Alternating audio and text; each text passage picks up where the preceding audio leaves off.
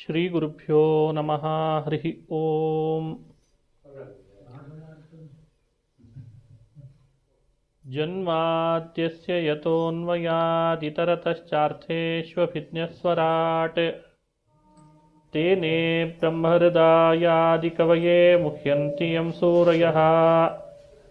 ತೇಜೋ ವಾರಿಮೃದಾಂ ಯಥಾ ವಿನಿಮಯೋ ಯತ್ರ ತ್ರಿಸರ್ಗೋ ಮೃಷಾ. ಧಾಮ್ನಾ ಸ್ವೇನ ಸದಾ ನಿರಸ್ತಕುಹಕಂ ಸತ್ಯಂ ಪರಂ ಧೀಮಹಿ. ಸೃಷ್ಟಿಸ್ಥಿತ್ಯಪ್ಯಯೇಹ ನಿಯತಿದೃಶಿತಮೋ ಬಂಧಮೋಕ್ಷಾಶ್ಚ ಯಸ್ಮಾತ್. ಅಸ್ಯ ಶ್ರೀ ಬ್ರಹ್ಮರುದ್ರಪ್ರಭೃತಿಸುರನರದ್ವೀಷಶತ್ರುವಾತ್ಮಕಸ್ಯ ವಿಷ್ಣೋರ್ವ್ಯಸ್ತಾಃ ಸಮಸ್ತಾಃ ಸಕಲಗುಣನಿಧಿಃ ಸರ್ವದೋಷವ್ಯಪೇತಃ ಪೂರ್ಣಾನಂದೋ ವ್ಯಯೋ ಯೋ ಗುರುರಪಿ ಪರಮಃ ಚಿಂತಯೇತಂ ಮಹಾಂತಂ. ನಾರಾಯಣಂ ನಮಸ್ಕೃತ್ಯ ನರಂ ಚೈವ ನರೋತ್ತಮಂ ದೇವೀಂ ಸರಸ್ವತೀಂ ವ್ಯಾಸಂ ತತೋ ಜಯಮುದೀರಯೇತ್. ಅಭ್ರಮಂ ಭಂಗರಹಿತಂ ಅಜಡಂ ವಿಮಲಂ ಸದಾ ಆನಂದತೀರ್ಥಮತುಳಂ ಭಜೆ ತಾಪತ್ರಯಾಪಹಂ. ಯಂ ಪ್ರವ್ರಜಂತಮನುಪೇತಮಪೇತಕೃತ್ಯಂ ದ್ವೈಪಾಯನೋ ವಿರಹಕಾತರಾಜುಹಾವ. ಪುತ್ರೇತಿ ತನ್ಮಯತಯಾ ತರವೋಪಿ ನೇದುಃ ತಂ ಸರ್ವಭೂತಹೃದಯಂ ಮುನಿಮಾನತೋಸ್ಮಿ. ಮೂಕೋಪಿ ಯತ್ಪ್ರಸಾದೇನ ಮುಕುಂದಶಯನಾಯತೆ ರಾಜರಾಜಾಯತೆ ರಿಕ್ತೋ ರಾಘವೇಂದ್ರಂ ತಮಾಶ್ರಯೇ. ಆಪಾದಮೌಲಿಪರ್ಯಂತಂ ಗುರುಣಾಮಾಕೃತಿಂ ಸ್ಮರೇತ್. ತೇನ ವಿಘ್ನಾಃ ಪ್ರಣಶ್ಯಂತಿ ಸಿದ್ಧ್ಯಂತಿ ಚ ಮನೋರಥಾಃ. ಸ್ವಸ್ತ್ಯಸ್ತು ಅಶೇಷಸತಾಂ ಸನ್ಮಂಗಲಾನಿ ಭವಂತು. ಶ್ರೀ ಹರಿವಾಯು ಗುರುಗಳ ಚರಣಾರವಿಂದಗಳಲ್ಲಿ ಭಕ್ತಿಪೂರ್ವಕ ಪ್ರಣಾಮಗಳನ್ನು ಅರ್ಪಿಸಿ ಶ್ರೀಮದ್ ಭಾಗವತ ಮಹಾಪುರಾಣದ ಉಪನ್ಯಾಸದ ಪ್ರಾರಂಭ ಇವತ್ತಿನಿಂದ ಆಗ್ತಾ ಇದೆ. ನಿರ್ವಿಘ್ನವಾಗಿ ಭಾಗವತದ ಜ್ಞಾನಯಜ್ಞ ಪರಿಸಮಾಪ್ತಿಯಾಗಲಿ ಅಂತ ವಿಘ್ನೇಶ್ವರನ ಅಂತರ್ಯಾಮಿ ಭಾರತೀರಮಣ ಮುಖ್ಯ ಪ್ರಾಣಾಂತರ್ಗತ ವಿಶ್ವಂಭರ ರೂಪಿ ಭಗವಂತನ ಪಾದಗಳಲ್ಲಿ ನಮಸ್ಕರಿಸಿ ಪ್ರಾರ್ಥಿಸಿ ಶ್ರೀಮದ್ ಭಾಗವತದ ಸಂದೇಶಗಳನ್ನು ಆದಷ್ಟು ವಿಷಯಗಳನ್ನು ಒಳಗೊಂಡು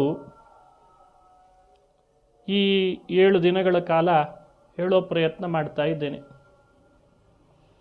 ಭಾಗವತವನ್ನು ರಚನೆ ಮಾಡಿದವರು ವೇದವ್ಯಾಸರು. ದ್ವಾಪರದ ಅಂತ್ಯದಲ್ಲಿ ನಾರಾಯಣ ವೇದವ್ಯಾಸನಾಗಿ ಅವತಾರ ಮಾಡಿದ. ದ್ವಾಪರೇ ಸರ್ವತ್ರ ಜ್ಞಾನ ಆಕುಲೀಭೂತೆ ಅಂತ ತಿಳಿಸಿದ್ದಾರೆ ಹಿರಿಯರು. ನಾರಾಯಣನನ್ನು ದೇವತೆಗಳೆಲ್ಲ ಪ್ರಾರ್ಥನೆ ಮಾಡಿದರು. ಬ್ರಹ್ಮಾದಿಗಳು ಪ್ರಾರ್ಥನೆ ಮಾಡಿದ್ದಕ್ಕೆ ಭಗವಂತ ಜ್ಞಾನ ಕೊಡಲಿಕ್ಕೋಸ್ಕರ ಅಂತ ಅವತಾರ ಮಾಡಿದ. ಜ್ಞಾನ ಕೊಡೋದು ಅಂದ್ರೆ ಅರ್ಥ ಏನು? ಎಲ್ಲರಲ್ಲಿ ಕಲಿಯ ಬಾಧೆಯಿಂದ ಮಹಾಭಾರತ ವೇದಗಳು ಇವುಗಳನ್ನು ಸರಿಯಾಗಿ ತಿಳಿದುಕೊಳ್ಳಿಕ್ಕೆ ಆಗ್ತಾ ಇರಲಿಲ್ಲ. ವೇದಗಳನ್ನು ಓದಿದರೂ ಕೂಡ ಭಗವಂತನ ತಿಳುವಳಿಕೆ ಸರಿಯಾಗಿ ಬರ್ತಾ ಇಲ್ಲ. ಮಹಾಭಾರತ ರಚನೆ ಆಗಿಲ್ಲ ಇನ್ನು. ವೇದಗಳೇ ಮಾಧ್ಯಮ. ಅವುಗಳಿಂದ ಸರಿಯಾಗಿ ತಿಳುವಳಿಕೆ ಬರಲಿಲ್ಲ ಅಂದಾಗ ಭಗವಂತನನ್ನು ತಿಳಿಸೋದು ಹೇಗೆ ಸಾಧ್ಯ?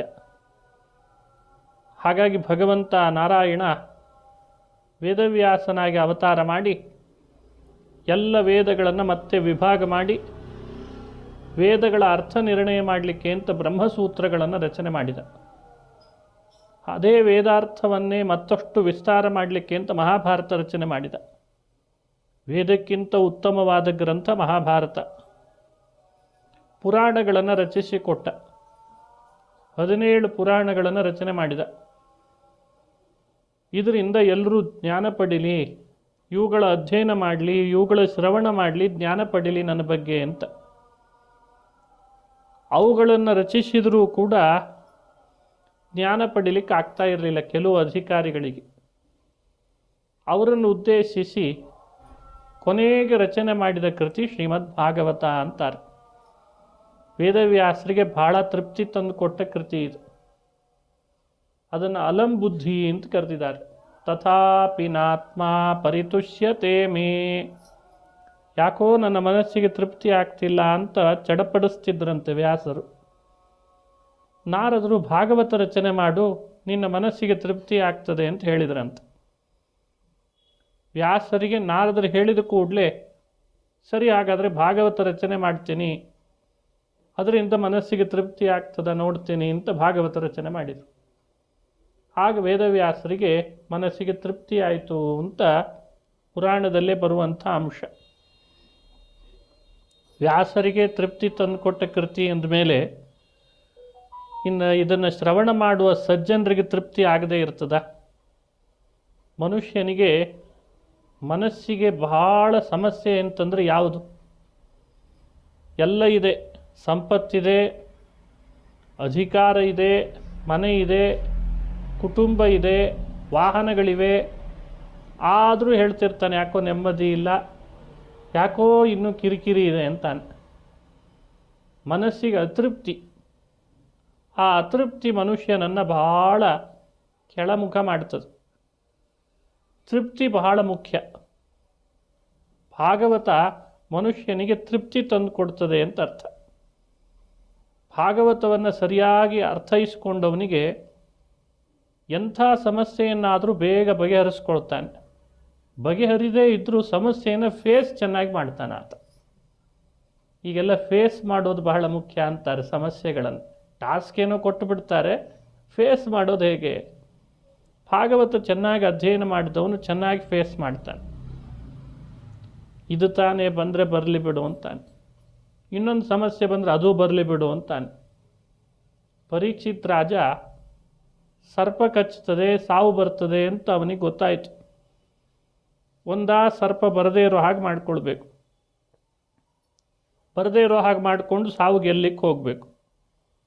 ಇಲ್ಲ, ಸರ್ಪ ಬಂದರೂ ಬರಲಿ, ಸಾವು ಬಂದರೂ ಬರಲಿ, ನಾನು ಮಾತ್ರ ನನ್ನ ಆತ್ಮವನ್ನು ಉದ್ಧಾರ ಮಾಡಿಕೊಳ್ಬೇಕು. ಪರೀಕ್ಷಿತ್ ರಾಜ ಯಾವುದಕ್ಕೆ ತಯಾರಾದ? ಅವನಿಗೆ ಗೊತ್ತಿತ್ತು ಸಾವನ್ನು ತಡಿಲಿಕ್ಕಾಗಲ್ಲ ಅಂತ. ಅವನೇನು ತಿಳುವಳಿಕೆ ಇಲ್ಲದೆ ಇರೋವನಲ್ಲ, ಸಾವನ್ನು ತಡಿಲಿಕ್ಕಾಗಲ್ಲ ಅಂತ ಗೊತ್ತಿತ್ತು. ಯಾರಾದರೂ ಒಬ್ಬ ಋಷಿಗಳನ್ನು ಕರೆದು ಚೆನ್ನಾಗಿ ಅವರನ್ನು ಪ್ರಸನ್ನೀಕರಿಸಿ ಒಂದಿಷ್ಟು ಅವರನ್ನು ಪ್ರಾರ್ಥನೆ ಮಾಡ್ಕೊಂಡು ಬಿಟ್ಟಿದ್ರೆ ಸರ್ಪ ಕಚ್ಚಿದ ಮೇಲೂ ಕೂಡ ಪುನಃ ಅವನಿಗೆ ಬದುಕಿತ್ತು. ಸರ್ಪ ಕಚ್ಚಿದರೆ ಕಚ್ಚಲಿ ಬಿಡು, ನಾನು ಗರುಡ ಮಂತ್ರ ಹಾಕಿಬಿಡ್ತೀನಿ, ನಿನಗೇನಂತೆ, ಸರ್ಪ ಕಚ್ಚಿದ ಮೇಲೆ ಬದುಕಿಸೋ ಕೆಲಸ ನಂದು ಅಂತ ಅಂದ್ಬಿಡ್ತಿದ್ರು. ಪರೀಕ್ಷಿತನಿಗೆ ಅದು ಸಮಸ್ಯೆ ಪರಿಹಾರ ಆಗ್ತಿತ್ತಲ್ಲ, ಸಾವಿಂದು ಸರ್ಪದ್ದು. ಸರ್ಪದ ಸಮಸ್ಯೆ ಪರಿಹಾರ ಆಗ್ತದೆ, ಸಾವಿನ ಸಮಸ್ಯೆ ಪರಿಹಾರ ಆಗಲ್ಲ ಅಂತ ಗೊತ್ತಿತ್ತು ಅವನಿಗೆ.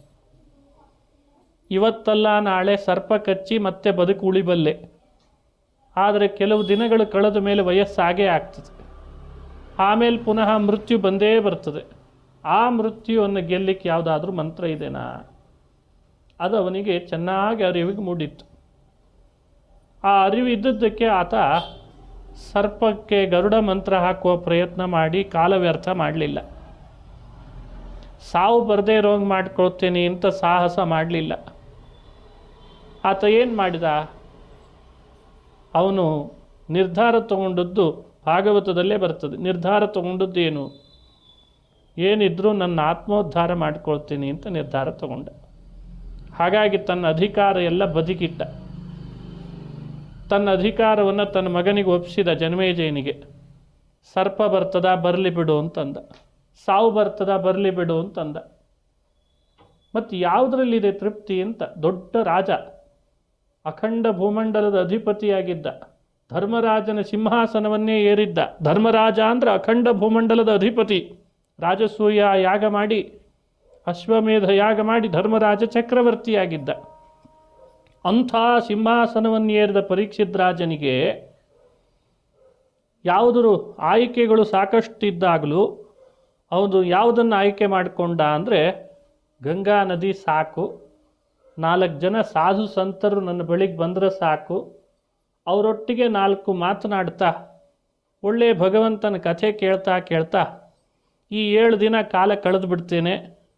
ಸರ್ಪನಾದರೂ ಬರಲಿ, ಕಚ್ಚಾದರೂ ಕಚ್ಚಲಿ, ದೇಹ ಹೋದ್ರಾದರೂ ಹೋಗಲಿ, ನನಗೆ ನೀ ಹಸ್ತಿನಾವತಿ ಬೇಡ, ಸಂಪತ್ತು ಬೇಡ, ರಾಜ್ಯಭಾರ ಬೇಡ, ನನಗೆ ಆ ಭಗವಂತ ಸಾಕು ಅನ್ನೋದನ್ನು ಆಯ್ಕೆ ಮಾಡಿಕೊಂಡ ಅಂತ ಭಾಗವತ ಹೇಳ್ತಾರೆ.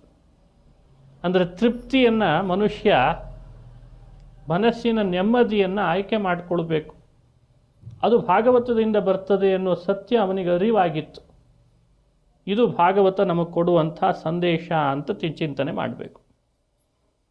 ಭಾಗವತ ಶ್ರವಣದಿಂದ ಲಾಭ ಏನು ಅಂತನ್ಲಿಕ್ಕೆ ಕೆಲವು ಉಪಾಖ್ಯಾನಗಳನ್ನು ಹೇಳ್ತಾರೆ ಪದ್ಮಪುರಾಣದಲ್ಲಿ. ಭಕ್ತಿ, ಜ್ಞಾನ, ವೈರಾಗ್ಯ ಅಂತ 3 ಇದ್ರಂತೆ. ಭಕ್ತಿ ತಾಯಿ, ಜ್ಞಾನ ಹಾಗೂ ವೈರಾಗ್ಯ ಅವರಿಬ್ಬರು ಮಕ್ಕಳು. ಆ ಜ್ಞಾನ ಹಾಗೂ ವೈರಾಗ್ಯ ಇಬ್ಬರಲ್ಲಿ ಬೇಗ ವೃದ್ಧಾಪ್ಯ ಬಂದ್ಬಿಡ್ತು. ಮಕ್ಕಳಿಗೆ ಬೇಗ ವೃದ್ಧಾಪ್ಯ. ಈಗೆಲ್ಲ ಹಾಗೆ ತಂದೆ ತಾಯಿಯಂದರು ಗಟ್ಟಿಮುಟ್ಟಾಗಿರ್ತಾರೆ, ಮಕ್ಕಳು ನೋಡಿದರೆ ಬಡಬಡಕ್ಲಾಗಿರ್ತಾರೆ, ಬೇಗ ವೃದ್ಧರಾಗ್ತಾರೆ. ಜ್ಞಾನ ವೈರಾಗ್ಯರ ಮಕ್ಕಳು ಆಗಿದ್ದಾರೆ. ತಾಯಿ ಯುವತಿಯಾಗಿದ್ದಾಳೆ, ನವಯುವತಿಯಾಗಿದ್ದಾಳೆ. ನಾರದರಿಗೆ ಕಣ್ಣಿಗೆ ಬಿದ್ದಾಗ ಈ ಜ್ಞಾನ ವೈರಾಗ್ಯರ ಮುಪ್ಪು ಸ್ಥಿತಿ ನೋಡಿ, ತಾಯಿ ಭಕ್ತಿ ನವಯುವತಿಯಾದದ್ದನ್ನು ನೋಡಿ ಅವರಿಗೆ ಮಾತಾಡಿಸ್ಬೇಕು ಅಂತ ಅನಿಸ್ತಂತೆ ನಾರದರಿಗೆ. ಇದು ಏನು ನಿನ್ನ ಸ್ಥಿತಿ ಅಂತ ಕೇಳಿದರು. ಅವಳು ಪಾಪ ಹೇಳ್ಕೊಳ್ತಾಳೆ, ಯಾರಿಗೆ ಹೇಳಲಿ ನನ್ನ ಸ್ಥಿತಿ ಅಂತ, ನಾನೇನೋ ಯುವತಿಯಾಗಿದ್ದೇನೆ, ಮಕ್ಕಳು ವೃದ್ಧರಾಗಿಬಿಟ್ರು. ಈ ವ್ಯತ್ಯಾಸ ಇದೆಲ್ಲ ಕಲಿಯುಗದ್ದೇ ಪ್ರಭಾವ. ನನ್ನ ಮಕ್ಕಳು ಯುವಕರಾಗಬೇಕು, ಜ್ಞಾನ ದಷ್ಟಪುಷ್ಟನಾಗಬೇಕಂತೆ ಯಾವಾಗಲೂ, ವೈರಾಗ್ಯ ಮತ್ತಷ್ಟು ದಷ್ಟಪುಷ್ಟವಾಗಿರಬೇಕಂತೆ ನಮ್ಮೊಳಗೆ. ಅದು ಶಿಥಿಲ ಆಗಿಬಿಟ್ಟಿರ್ತದೆ. ಆದರೆ ಒಳಗಡೆಯಲ್ಲಿ ಏನೋ ಒಂದು ವಿಶ್ವಾಸ, ಶ್ರದ್ಧೆ, ದೇವರಲ್ಲಿ ಬೇಕಾದಂಥ ಸ್ನೇಹ, ಅದು ಒಂದಿಷ್ಟು ಚಿಗುರು ಹೊಡೆದಿರ್ತದೆ, ಚಿಲುಮೆ. ಅದಕ್ಕೆ ಹೇಳ್ತಾಳೆ ಭಕ್ತಿ, ನನಗೆ ವೃದ್ಧಾಪ್ಯ ಬರಬೇಕಿತ್ತು, ಜ್ಞಾನ ಹಾಗೂ ವೈರಾಗ್ಯರಿಬ್ಬರಿಗೆ ಯೌವನ ಬರಬೇಕಿತ್ತು, ಇಲ್ಲಿ ವ್ಯತ್ಯಾಸ ಆಗಿದೆ, ಈ ಸಮಸ್ಯೆಯನ್ನು ಪರಿಹಾರ ಮಾಡಿರಿ ಅಂತ ಕೇಳ್ಕೊಳ್ತಾ ಇದ್ದಾಳೆ. ಈ ಸಮಸ್ಯೆ ಪರಿಹಾರ ಮಾಡಿರಿ, ಈ ಸಮಸ್ಯೆ ಪರಿಹಾರ ಹೇಗಾಗೋದು ಅಂತ ಕೇಳ್ಕೊಳ್ತಾ ಇದ್ದಾರೆ. ಆವಾಗ ನಾರದರು ಉತ್ತರ ಕೊಟ್ಟರು, ಈ ಸಮಸ್ಯೆ ಪರಿಹಾರ ಮಾಡೋದು ಅಂದರೆ ದೇವರೇ ಪರಿಹಾರ ಮಾಡಬೇಕು ಅಂತ. ಅಶರೀರವಾಣಿಯಲ್ಲಿ ಹೇಳಿದ ಭಗವಂತ, ಜ್ಞಾನ ವೈರಾಗ್ಯರಿಗೆ ಯೌವನ ಬರಬೇಕು, ಭಕ್ತಿ ನಿನಗೆ ಒಳ್ಳೆಯ ವೃದ್ಧಾಪ್ಯ ಬರಬೇಕು ಅಂದರೆ ಭಗವಂತನ ಕುರಿತು ಕಥಾಶ್ರವಣ ಮಾಡಬೇಕು ಅಂತ. ಸರಿ, ಭಗವಂತನ ಕುರಿತು ಕಥಾಶ್ರವಣ ಆಗಬೇಕು ಅಂದಾಗ ಸನತ್ ಕುಮಾರರು ಭಾಗವತ ಹೇಳಿದರು. ಕಾರ್ತೀಕ ಮಾಸದ ಶುಕ್ಲ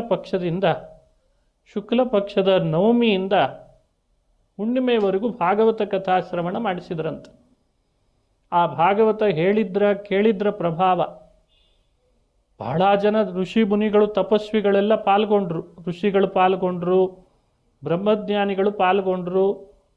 ಯಾಕೆ ಅಂದರೆ ಭಕ್ತಿಗೆ ವೃದ್ಧಿ ಆಗಲಿ, ಜ್ಞಾನ ವೈರಾಗ್ಯರಿಗೆ ಯೌವನ ಬರಲಿ ಅನ್ನೋದೇ ಸಂಕಲ್ಪ ಮಾಡಿದ್ರಂತೆ. ಆ ಭಾಗವತದ ಜ್ಞಾನದ ಪ್ರಭಾವ ಭಕ್ತಿ ವೃದ್ಧಳಾಗಿಬಿಟ್ಲು, ಅಭಿವೃದ್ಧಳಾದ್ಲು. ತರುಣಿಯಾದವಳು ವೃದ್ಧಳಾದ್ಲು. ಯುವಕರಾದ ವೃದ್ಧರಾದ ಜ್ಞಾನ ವೈರಾಗ್ಯರು ಯುವಕರಾದರು ಅಂತ ಕಥೆ ಹೇಳ್ತದೆ. ಭಕ್ತಿ ಸುತೌ ತೌ ತರುಣೌ ಗೃಹೀತ್ವಾ ಪ್ರೇಮೈಕರೂಪಾ ಸಹಸಾ ವಿರಾಸೀತ್. ಶ್ರೀಕೃಷ್ಣ ಗೋವಿಂದ ಹರೇ ಮುರಾರೇ ನಾಥೇತಿ ನಾಮಾನಿ ಮುಹುರ್ವದಂತಿ. ಭಕ್ತಿ ತನ್ನ ಮಕ್ಕಳು ಯುವಕರಾದದ್ದನ್ನು ನೋಡಿ ಆನಂದ ಬಾಷ್ಪ ಸುರಿಸ್ತಾಳೆ. ಯಾವ ತಾಯಿಗೆ ಆನಂದ ಆಗಲ್ಲ? ತನ್ನ ಮಕ್ಕಳು ಎದ್ದು ನಿಂತರು, ನಲದಾಡ್ತಾ ಇದ್ದಾರೆ, ನವಯೌವನದಲ್ಲಿದ್ದಾರೆ, ಎದೆ ಉದ್ದ ಬೆಳೆದಿದ್ದಾರೆ ಅಂತಂದರೆ ಯಾವ ತಾಯಿಗೆ ಆನಂದ ಆಗಲ್ಲ? ಭಕ್ತಿ ಆನಂದ ಪಟ್ಲಂತೆ. ತಾನು ವೃದ್ಧಳಾದ್ಲು, ಅವಳು ಅಭಿವೃದ್ಧಳಾದ್ಲು. ಆ ಜ್ಞಾನ ವೈರಾಗ್ಯರನ್ನಿಬ್ಬರನ್ನು ಕೈ ಹಿಡಿದು ಮಕ್ಕಳನ್ನು ತುಂಬಿದ ಸಭೆಯಲ್ಲಿ ನರ್ತನ ಮಾಡಲಿಕ್ಕೆ ಪ್ರಾರಂಭ ಮಾಡಿದ್ಲಂತ. ಏನಂತ ನರ್ತನ ಮಾಡುವಾಗ ಹೇಳ್ತಿದ್ದಾಳು ಅವಳು ಅಂದರೆ, ನನ್ನ ಮಕ್ಕಳಿಗೆ ಈ ರೀತಿಯಾಗಿ ಯೌವನ ಬಂತು ಭಾಗವತದಿಂದ, ಕೃಷ್ಣನ ಕಥೆಯಿಂದ, ನನಗೆ ಪುನಃ ಯೌವನ ಕಳೆದು ವೃದ್ಧಿ ಬಂತು. ಹಾಗಾಗಿ ಶ್ರೀಕೃಷ್ಣ ಗೋವಿಂದ, ಹರೇ ಮುರಾರೇ, ಶ್ರೀಕೃಷ್ಣ ಗೋವಿಂದ ಅಂತ ನಾಮ ಹೇಳ್ತಾ ಇದ್ದಾಳಂತೆ. ಹರೇ ಮುರಾರೇ ನಾಥ ಅಂತ ನಾಮ ಹೇಳ್ತಾಳೆ. ಕೀರ್ತಯಂತಿ ನರ್ತಯಂತಿ, ನರ್ತನ ಮಾಡ್ತಾ ಇದ್ದಾಳಂತೆ. ಇದೇ ಭಾಗವತದ ಕಥಾಶ್ರವಣದ ಪ್ರಭಾವ ಅಂತಾರೆ. ಭಾಗವತ ಕಥಾಶ್ರವಣದ ಪ್ರಭಾವ ಏನು ಅಂತನ್ನೋದಕ್ಕೆ ಇದಕ್ಕಿಂತ ಬೇರೆ ಫಲ ಇಲ್ಲ. ಯಾರು ಮನೆಯಲ್ಲಿ ಭಾಗವತವನ್ನು ಹೇಳ್ತಾರೆ, ಕೇಳ್ತಾರೆ, ಪಾರಾಯಣ ಮಾಡ್ತಾರೆ, ಅದರ ಅಧ್ಯಯನ ನಡೆಸ್ತಾರೆ, ಅವರ ಹೃದಯದಲ್ಲಿ ಜ್ಞಾನ ಭಕ್ತಿಗಳು ಹಾಗೂ ವೈರಾಗ್ಯ ಯಾವ ರೀತಿ ಬೆಳವಣಿಗೆ ಆಗಬೇಕು ಹಾಗೆ ಬೆಳವಣಿಗೆ ಆಗ್ತದೆ. ಜ್ಞಾನ ದೃಢವಾದ ದಷ್ಟಪುಷ್ಟವಾದ ಜ್ಞಾನ ಬರ್ತದೆ. ವೈರಾಗ್ಯ ಸುದೃಢವಾದ ವೈರಾಗ್ಯ ಮೂಡುತ್ತದೆ. ಭಕ್ತಿ ಅದು ಅಭಿವೃದ್ಧಿ ಆಗ್ತದೆ. ಈ ಫಲ ಇರೋಣದ್ರಿಂದ ಭಾಗವತ ಕಥಾ ಶ್ರವಣ ಮಾಡಲಿ ಅಂತ ಭಾಗವತದ ಮಹಿಮೆಯನ್ನು ಹೇಳ್ತಾರೆ. ಇದು ಒಂದು ಉಪಾಖ್ಯಾನ. ಎರಡನೇ ಉಪಾಖ್ಯಾನ, ತುಂಗಭದ್ರಾ ತೀರದಲ್ಲಿ ಗೋಕರ್ಣ ಅಂತ ಒಬ್ಬ ವಿಪ್ರನಿಗೆ ಬಹಳ ಅದ್ಭುತವಾಗಿ ಭಾಗವತದ ಮಹಿಮೆ ತೆರೆದಿಡ್ತು. ಅವನಿಗೆ ಅನುಭವಕ್ಕೆ ಬಂತು. ಗೋಕರ್ಣನಿಗೆ ಒಬ್ಬ ಸಹೋದರ ದುಂದುಕಾರಿ ಅಂತಿದ್ದ, ತೀರು ಹೋಗಿದ್ದ. ಅಂತೂ ಮಾಡಬಾರ್ದೆಲ್ಲ ಮಾಡೇ ತೀರಿದ್ದ. ಅವನಿಗೊಂದು ಪಿಶಾಚ ಜನ್ಮ ಬಂತು. ರಾಕ್ಷಸ ಜನ್ಮ, ಪಿಶಾಚ ಜನ್ಮ ಬಂದಿದೆ. ಈ ಪಿಶಾಚ ಜನ್ಮ ಅಂದರೆ ಅದು ಪಾಪದಿಂದಲೇ ಬರೋದಂತೆ, ಸುಮ್ಮನೆ ಬರೋದಲ್ಲ. ಅವನು ಮಾಡಬಾರ್ದ ಪಾಪಗಳನ್ನು ಮಾಡಿದ. ಸುರಾಪಾನ ಮಾಡಿದ, ಮಾಂಸ ಭಕ್ಷಣ ಮಾಡಿದ, ಜೂಜಾಡಿದ, ಯಾರ್ದೋ ಸಹವಾಸ ಮಾಡಿದ. ಇವೆಲ್ಲ ಮಾಡಬಾರ್ದು ಅಂತ, ಈಗೆಲ್ಲ ಮಾಡಬಾರ್ದದ್ದನ್ನು ವಿಶೇಷವಾಗಿ ಪರಿಚಯ ಮಾಡಿಸುವ ಸ್ಥಿತಿ ಬಂದಿದೆ ನೋಡಿ. ಹಿಂದೆಲ್ಲ ತಾನಾಗೆ ತಿಳಿತಿತ್ತು ಇದೆಲ್ಲ ಮಾಡಬಾರ್ದು ಅಂತ. ಇದನ್ನೆಲ್ಲ ಮಾಡಿದ. ದ್ವೇಷ ಭಾಷಣನೂ ಮಾಡ್ತಿದ್ದ ಅಂತ ಅನ್ನಿಸ್ತದೆ ಅವನು. ಅಂತೂ ಇಂತೂ ಅಲ್ಲಲ್ಲಿ ಇಂಥ ಮಾಡಬಾರ್ದದ್ದನ್ನೆಲ್ಲ ಮಾಡಿ ಅವನು ಕೊನೆಗೆ ಯಾರೋ ಹೊಡೆದ್ರು ಅಂತ ಸತ್ತ. ಯಾರೋ ಹೊಡೆದೇ ಕೊಂದ್ರು ಅವನನ್ನು. ಅಡುವಿಟ್ಟದ್ದನ್ನು ನುಂಗಿ ಹಾಕಿದ್ನಂತೆ ದುಡ್ಡನ್ನು. ಹಣದ ವ್ಯಾಜ್ಯ ಬಂತು. ಹಣ ಕೊಟ್ಟವ್ರು ಸುಮ್ಮನೆ ಇರ್ತಾರ? ತಲೆ ಕೆಟ್ಟು 4 ಕಲ್ಲಲ್ಲಿ ಏಟು ಹಾಕಿದ್ರು ಸತ್ತೋದ. ಪಿಶಾಚ ಜನ್ಮ ಬಂತು. ಪಿಶಾಚ ಜನ್ಮ ಬಂದಾಗ ಎಲ್ಲಿ ಹೋಗಬೇಕು, ಎಲ್ಲಿ ಕೂಡಬೇಕು? ನೀರಡಿಕೆ ಆದರೆ ನೀರು ಸಿಗುತ್ತಿಲ್ಲ, ನೀರು ಸಿಕ್ಕರೂ ಬೆಂಕಿ ಕಂಡಾಗ ಕಾಣಿಸ್ತಾ ಇದೆ. ಆಹಾರ ತಿನ್ನಲಿಕ್ಕಿಲ್ಲ, ಹಸಿವೆ ಒದ್ದಾಡ್ತಾ ಇದ್ದಾನೆ. ಇರಲಿಕ್ಕೆ ಸ್ಥಾನ ಇಲ್ಲ, ಸ್ಥಳ ಇಲ್ಲ. ಕುಡಿಲಿಕ್ಕೆ ನೀರು ಸಿಕ್ಕರೂ ನೀರು ಕುಡಿಲಿಕ್ಕೆ ಆಗ್ತಿಲ್ಲ. ಇದೆಲ್ಲ ಪಿಶಾಚ ಜನ್ಮದ ಪ್ರಭಾವ. ಹಾಗಾಗಿ ಪಿಶಾಚಿ ಆಗಲಿಕ್ಕೆ ಇಷ್ಟಪಡಬಾರ್ದು. ಕೆಲವರು ಅಂತಾರೆ ಸಾಕಾಗಿದೆ ಜೀವನ ಅಂತ, ಈಗಲೇ ಮುಗಿಸ್ಕೊಂಡ್ಬಿಡೋಣ ನಮ್ಮನ್ನು ಅಂತ. ನಾವು ನಮ್ಮನ್ನೇ ಮುಗಿಸ್ಕೊಂಡ್ರೆ ಇಂಥ ಪಿಶಾಚ ಜನ್ಮ ಬರ್ತದಂತ. ಅದಕ್ಕೆ ನಾವೇ ನಮ್ಮನ್ನು ಮುಗಿಸ್ಕೊಳ್ಳಿಕ್ಕೆ ಹೋಗಬಾರ್ದು. ಅದು ಭಾಳ ದೊಡ್ಡ ಅನರ್ಥ. ಇವನಿಗೆ ಪಿಶಾಚ ಜನ್ಮ ಬಂತು, ಒದ್ದಾಡ್ತಿದ್ದಾನೆ. ಗೋಕರ್ಣನನ್ನು ಬಂದು ಬೇಡ್ಕೊಂಡ, ನನಗೆ ಮುಕ್ತಿ ಕೊಡಿಸು ಈ ಜನ್ಮದಿಂದ, ಸಾಕಾಗಿ ಹೋಗಿದೆ, ಮಾಡಬಾರ್ದ ಪಾಪ ಮಾಡಿಬಿಟ್ಟೆ ನಾನು, ಪಾಪ ಕಳಿಬೇಕು, ಪಿಶಾಚ ಜನ್ಮ ಕಳಿಬೇಕು, ಏನಾದರೂ ಉಪಾಯ ಮಾಡು ಅಂತ ಬೇಡ್ಕೊಂಡ. ಗೋಕರ್ಣ ಪಿಶಾಚಿಯನ್ನು ಮಾತಾಡಿಸಿದ್ದಂತೆ, ಅಣ್ಣನನ್ನು ನಾನು ನಿನಗೆ ಮುಕ್ತಿಯಾಗಲಿ ಅಂಥೇಳಿ ಗಯಾ ಕ್ಷೇತ್ರದಲ್ಲಿ ಶ್ರಾದ್ದ ಮಾಡಿ ಬಂದಿದ್ನೆಲ್ಲೋ, ನಿನಗಿನ್ನೂ ಮುಕ್ತಿಯಾಗಿಲ್ವೇ ಅಂತ ಕೇಳಿದ. ಗೋಕರ್ಣನಿಗಿತ್ತು ಮನಸ್ಸಿನಲ್ಲಿ ಅವನ ಬಗ್ಗೆ ಒಳ್ಳೆಯ ಭಾವ. ನಮ್ಮಣ್ಣ ಮಾಡಬಾರ್ದು ತಪ್ಪು ಮಾಡ್ತಿದ್ದಾನೆ, ಏನಾಗಿಬಿಡ್ತಾನೋ ಏನೋ ಪಾಪ, ಅವನಿಗೊಂದು ಒಳ್ಳೆಯ ಸದ್ಗತಿಯಾಗಲಿ ಅಂತ ಹೋಗಿ ಗಯಾ ಕ್ಷೇತ್ರ ಯಾತ್ರೆ ಮಾಡಿ ತೀರ್ಥಕ್ಷೇತ್ರದಲ್ಲೆಲ್ಲ ಅವನಿಗೆ ಶ್ರಾದ್ದ ಮಾಡಿದ್ದ. ಆದರೆ ಅವನಿಗೆ ಮುಕ್ತಿ ಆಗಿರಲಿಲ್ಲ. ಆಗ ಹೇಳಿದ ಈ ಪಿಶಾಚಿ, ಏನು ದುಂದು ಗೋಕರ್ಣ ಹೀಗೆ ಮಾತಾಡ್ತಿ? ಗೋಕರ್ಣ ಹೇಳುವ ಮಾತು ನೋಡಿ, ಅವನು ಗಯಾ ಕ್ಷೇತ್ರ ಬಹಳ ಶ್ರೇಷ್ಠಪ್ಪ. ಅವನಿಗೆ ಗೊತ್ತಿತ್ತು ಪಿಶಾಚಿಗೆ ಅದೆಲ್ಲ. ಗಯಾ ಕ್ಷೇತ್ರ ಬಹಳ ಶ್ರೇಷ್ಠ, ಆದರೆ ನನ್ನ ಪಾಪ ಅದಕ್ಕೂ ಮಿಗಿಲಾಗಿದೆ, ಏನು ಮಾಡಲಿ ಅಂತಂದ. ಗಯಾಶ್ರಾದ್ಧ ಶತೇನಾಪಿ ಮುಕ್ತಿರ್ಮೇನ್ ಅಪವಿಶ್ಯತಿ. 100 ಬಾರಿ ನೀನು ಗಯಾ ಕ್ಷೇತ್ರಕ್ಕೆ ಹೋಗಿ ಶ್ರಾದ್ದ ಮಾಡಿ ಬಂದರೂ ನನಗೇನು ಮುಕ್ತಿ ಆಗ್ತದೆ ಅಂತ ಅನ್ನಿಸ್ತಾ ಇಲ್ಲ. ಉಪಾಯಮಪರಂ ಕಂಚಿತ್ ವಿಚಾರಯತು ಸಾಂಪ್ರತಂ. ಯಾವುದಾದ್ರೂ ಬೇರೆ ಉಪಾಯ ಮಾಡಿ ನನಗಿದರಿಂದ ಸದ್ಗತಿ ಕೊಡಿಸ್ಬೇಕು ಅಂತ ಕೇಳ್ಕೊಂಡ, ಮುಕ್ತಿ ಕೊಡಿಸ್ಬೇಕು ಅಂತಂದ. ಬೇರೆ ಉಪಾಯ ಎಲ್ಲ ಯೋಚನೆ ಮಾಡಿದ, ಅನ್ವೇಷಣೆ ಮಾಡಿದ ಗೋಕರ್ಣ ರಾತ್ರಿಯಲ್ಲ. ಅವನಿಗೆ ಸಿಕ್ಕ ಉಪಾಯ ಯಾವುದು? ತನ್ನ ಅಣ್ಣನ ಪಿಶಾಚ ಜನ್ಮ ಕಳಿಲಿಕ್ಕೆ ಅಂದರೆ ಶ್ರೀಮದ್ ಭಾಗವತ.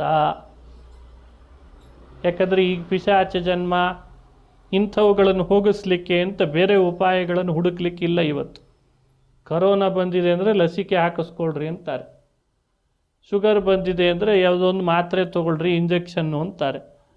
ಪಿಶಾಚ ಜನ್ಮ ಬಂದಿದೆ ಅಂದರೆ ಏನು ಹೇಳ್ತಾರೆ ವೈದ್ಯರು? ವೈದ್ಯರಿಂದ ಹೋಗಿಸ್ಲಿಕ್ಕೆ ಸಾಧ್ಯನಾ? ಮನೋರೋಗಿಗಳನ್ನು ವಾಸಿ ಮಾಡುವ ಮನೋಶಾಸ್ತ್ರಜ್ಞ ಪಿಶಾಚಿಯನ್ನೇನು ಮಾಡಬಲ್ಲ? ಅದೇ ಬಂದು ಮಾತಾಡ್ತಾ ಇದೆ, ನನ್ನ ಪಾಪದಿದೆ, ನಾನು ಪಾಪ ಮಾಡಿದ್ದೀನಿ, ನನ್ನ ತಪ್ಪಾಗಿದೆ, ನನ್ನ ಜನ್ಮ ಕಳಿ ಅಂತ ಅದೇ ಕೇಳ್ಕೊಳ್ತಾ ಇದೆ ಅಂತ. ಇಲ್ಲೆಲ್ಲಾದರೂ ವಿಜ್ಞಾನದಲ್ಲಿ ಇದಕ್ಕೊಂದು ಉತ್ತರ ಇದ್ದರೆ ಕಂಡುಕೊಳ್ರಿ, ನೋಡೋಣ. ಅದಕ್ಕೆ ವೇದವ್ಯಾಸರು ಮುಂದೆ ಬರ್ತಿರುವ ಕಲಿಯುಗದೊಳಗೆ ಮಾಡಬಾರ್ದ ಪಾಪಗಳನ್ನು ಮಾಡಿ ಪಡಿಬಾರ್ದ ಜನ್ಮಗಳನ್ನು ಪಡೆಯೋ ಸಂಭವ ಇದೆ, ಅಂಥವರಿಗೆಲ್ಲ ಉಪಾಯ ನಾನು ಹುಡುಕಿಕೊಡ್ತೇನೆ, ಅದೇ ಶ್ರೀಮದ್ ಭಾಗವತ ಅಂತ ಕೊಟ್ಟರು. ಅವನಿಗೆ ಭಾಗವತ ಶ್ರವಣ ಮಾಡಿಸ್ತೇನೆ ನೋಡು, ನೀನು ಅದನ್ನು ಬಂದು ಶ್ರವಣ ಮಾಡು, ನಿನಗೆ ಆ ಜನ್ಮ ಕಳೀತದೆ ಅಂತ ಹೇಳಿಬಿಟ್ಟ. ಪಿಶಾಚಿ ಹೇಳಿ ಕೇಳಿ ಸಮಯದಲ್ಲಿ ಏನು ಕೆಲಸ ಇಲ್ಲ, ಏನಿಲ್ಲ, ಏನೇನು ಕೆಲಸ ಇಲ್ಲ, ಸಮಯಕ್ಕೆ ಸರಿಯಾಗಿ ಬರ್ತಿದ್ದ. ಭಾಗವತ ಕೇಳಬೇಕು. ಆಷಾಢ ಶುದ್ಧ ನವಮಿ ಪ್ರಾರಂಭ ಆಯಿತು. ಆಷಾಢ ಮಾಸ ಶುಕ್ಲ ಪಕ್ಷದ ನವಮಿ ಪ್ರಾರಂಭ ಆಯಿತು ಭಾಗವತ. ಬೆಳಗ್ಗೆ ಎಲ್ಲ ಭಾಗವತ ಕೇಳಲಿಕ್ಕೆ ಕೂಡಬೇಕು, ಸಾಯಂಕಾಲದವರೆಗೂ ಭಾಗವತ ಕೇಳ್ತಾನೆ. ರಾತ್ರಿ ಎಲ್ಲ ಮತ್ತೆ ಮರದ ಮೇಲೆ ಹೋಗಬೇಕು, ಅದೇ ಮರದ ಮೇಲೆ ಕೂತ್ಕೊಂಡು ಬೆಳಗ್ಗೆ ಹೇಳಿದ್ದನ್ನೆಲ್ಲ ಮನನ ಮಾಡಬೇಕಂತೆ. ಬೆಳಗ್ಗೆ ಕೇಳೋಣ, ರಾತ್ರಿ ಮನನ ಮಾಡೋಣ, ಬೆಳಗ್ಗೆ ಕೇಳೋಣ, ರಾತ್ರಿ ಮನನ ಮಾಡೋಣ. ಹೀಗೆ ಮಾಡಿದ. ಸುತ್ತಲೂ ಇದ್ದಂಥ ದೇವರ ಭಕ್ತರನ್ನೆಲ್ಲ ಕಲಿಸಿದ. ಎಲ್ಲ ಥರದವರು ಭಾಗವತ ಶ್ರವಣ ಮಾಡಲಿಕ್ಕೆ ಬರ್ತಿದ್ರಂತೆ. ಇಂಥವರೇ ಅಂತ ಸೆಲೆಕ್ಟೆಡ್ ಪೀಪಲ್ಸ್ ಅಂತಿಲ್ಲ, ಎಲ್ಲರನ್ನ ಕರ್ಕೊಂಡು ಬರ್ತಿದ್ರು ಭಾಗವತ ಶ್ರವಣ ಮಾಡಲಿಕ್ಕೆ. ಭಕ್ತಿಯಿಂದ ಭಾಗವತ ಕೇಳ್ದ. ಇವನು ಕೂಡ ಅಷ್ಟೇ ಭಕ್ತಿಯಿಂದ ಹೇಳ್ದ. ಮೊದಲನೇ ದಿನ ಬಂದಾಗಲೇ ಒಂದು ದೊಡ್ಡ ಘಟನೆ ನಡೀತು ಅಂತದೆ. ಅವರ ಮನೆಯಲ್ಲಿ ಹಳೇ ಕಾಲದೊಂದು ಬಿದಿರುಗೋಲಿತ್ತಂತೆ. ಅದರೊಳಗೆ ಈತ ಒಳಗೆ ಸೇರಿಕೊಂಡು ಭಾಗವತ ಕೇಳಿದ್ದ. ಮೊದಲನೇ ದಿನ ಕೇಳಿದ ಮೇಲೆ ಸಾಯಂಕಾಲ ಮುಗಿಸುವಾಗ ಆ ಬಿದಿರುಗೋಲಿನ ಒಂದು ಗಂಟು ಒಡಿತಂತೆ. ಜೋರಾಗಿ ಒಡಿತು, ಭಾರಿ ಶಬ್ದ ಬಂತು. ಎರಡನೇ ದಿನ ಪುನಃ ಭಾಗವತ ಶ್ರವಣ ಆಗಬೇಕು ಅಂತ ಎಲ್ಲರೂ ಜಾಸ್ತಿ ಜನ ಬಂದ್ರಂತೆ. ಬಿದಿರುಗೋಲು ಒಡಿತದೋ ಇಲ್ಲೋ ಅಂತ ಕುತೂಹಲನೂ ಇತ್ತು. ಎರಡನೇ ದಿನನೂ ಒಡಿತು. ದ್ವಿತೀಯೇನ್ಹಿ ತಥಾ ಸಾಯಂ ದ್ವಿತೀಯ ಗ್ರಂಥಿ ಭೇದನಂ. ಮೂರನೇ ದಿನ ಮೂರನೇ ಗಂಟು ಒಡಿತಂತೆ. ಆ ಬಿದಿರುಗೋಲು ಭಾಳ ಹಳೇದು, ಇವನ ಹೆಸರಿಗೆ ಮಾಡಿಸಿಟ್ಟಿದ್ರು ಅನ್ನಿಸ್ತದೆ ಅವ್ರ ಮನೆಯೊಳಗೆ. ಏಳನೇ ದಿನ ಏಳನೇ ಗಂಟು ಒಡೆದುಕೊಂಡು ಹೊರಗೆ ಬಂದ. ಆಷಾಢ ಮಾಸದ ಪೂರ್ಣಿಮಾ ತಿಥಿ.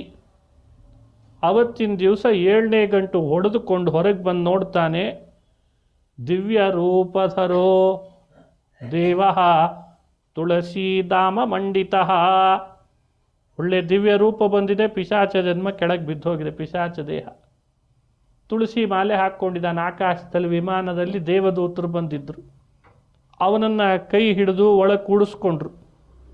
ಹೋಗೋಣ, ಕೃಷ್ಣನ ಲೋಕಕ್ಕೆ ಹೋಗೋಣ ಅಂತ ಕರ್ಕೊಂಡು ಹೊರಟರು. ಅವರನ್ನು ಕೈ ಮಾಡಿ ತಡೆದ. ನಾನು ಬರ್ತೇನೆ ಕೃಷ್ಣನ ಲೋಕಕ್ಕೆ. ದುಂದುಕಾರಿ ಹೇಳ್ತಾನೆ, ನಾನು ಬರ್ತೇನೆ ಕೃಷ್ಣನ ಲೋಕಕ್ಕೆ. ಇಂಥ ಲೋಕಕ್ಕೆ ಹೋಗುವ ಹಾಗೆ ಮಾಡಿದವನೇ ನನ್ನನ್ನು ಈ ನನ್ನ ತಮ್ಮ. ಅವನಿಗೊಂದೊಳ್ಳೆ ಮಾತು ಹೇಳಿ ಬರ್ತೇನೆ ಅಂತ ನಿಂತ. ಆಕಾಶದಲ್ಲೇ ಇದ್ದು ಆ ಗೋಕರ್ಣನಿಗೆ ಕೈ ಮಾಡಿ ಹೇಳ್ತಾನೆ, ಗೋಕರ್ಣ ಎಂಥ ಒಳ್ಳೆ ಕೆಲಸ ಮಾಡಿದಿ, ಯಾರಿಂದಲೂ ಪರಿಹರಿಸ್ಲಿಕ್ಕೆ ಆಗ್ತಾ ಇರಲಿಲ್ಲ ನನ್ನ ಪಿಶಾಚ ಜನ್ಮವನ್ನು. ಭಾಗವತದಿಂದ ಪರಿಹಾರ ಮಾಡಿಬಿಟ್ಟಿ ಅಂತಂದ. ಧನ್ಯ ಭಾಗವತಿ ವಾರ್ತಾ ಪ್ರೇತಪೀಡಾ ವಿನಾಶಿನಿ ಸಪ್ತಾಹೋಪಿ ತಥಾ ಧನ್ಯ ಕೃಷ್ಣಲೋಕಫಲಪ್ರದಃ. ಭಾಗವತದ ವಾರ್ತೆ ಧನ್ಯ, ಸಪ್ತಾಹ ಶ್ರವಣ ಮಾಡಿಸಿದಿ, ಕೃಷ್ಣನ ಲೋಕನೇ ಸಿಗ್ತಾ ಇದೆ, ಇದು ಎಷ್ಟು ದೊಡ್ಡ ಗ್ರಂಥ, ಎಂಥ ಔಷಧಿ ಇದು ಅಂತ ಸಾರಿ ಉದ್ಘೋಷ ಮಾಡಿ ಆಮೇಲೆ ಕೃಷ್ಣನ ಲೋಕಕ್ಕೆ ಅಂತ ದುಂದುಕಾರಿ ತೆರಳಿದ. ಈ ಚರಿತ್ರೆಯನ್ನು ಪದ್ಮಪುರಾಣದಲ್ಲಿ ಹೇಳ್ತಾರೆ.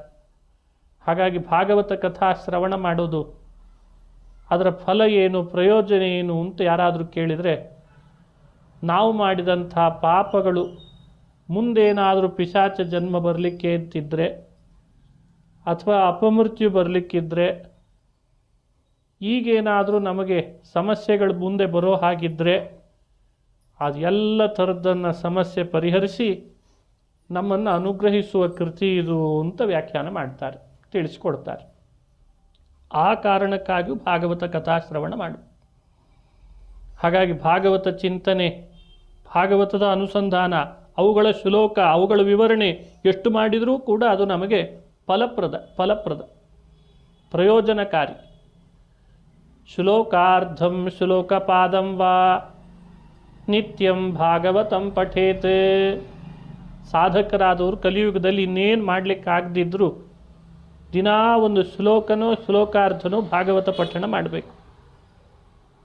ಶ್ಲೋಕಾರ್ಧ, ಶ್ಲೋಕಪಾದ, ಅರ್ಧ ಶ್ಲೋಕನಾದರೂ ಸಾಕು ಅಂತ. ಅರ್ಧ ಶ್ಲೋಕ ಬೇಡ, ಆಗಲಾರ್ದು. ಹಾಗಾದರೆ ಒಂದು ಪಾದ ಆದರೂ, 4 ಪಾದ ಇರ್ತದೆ ಒಂದು ಶ್ಲೋಕದಲ್ಲಿ, ಒಂದು ಪಾದ ಆದರೂ ದಿನನಿತ್ಯ ಭಾಗವತವನ್ನು ಹೇಳ್ರಿ, ಕೇಳ್ರಿ, ಅದು ಫಲ ಕೊಡ್ತದೆ ಅಂತಾರೆ. ಇದೇ ಭಾಗವತದ ಫಲ. ಭಾಗವತ ಶ್ರವಣ ಮಾಡುವ ಅರ್ಹತೆ ಯಾರಿಗಿರ್ತದೆ?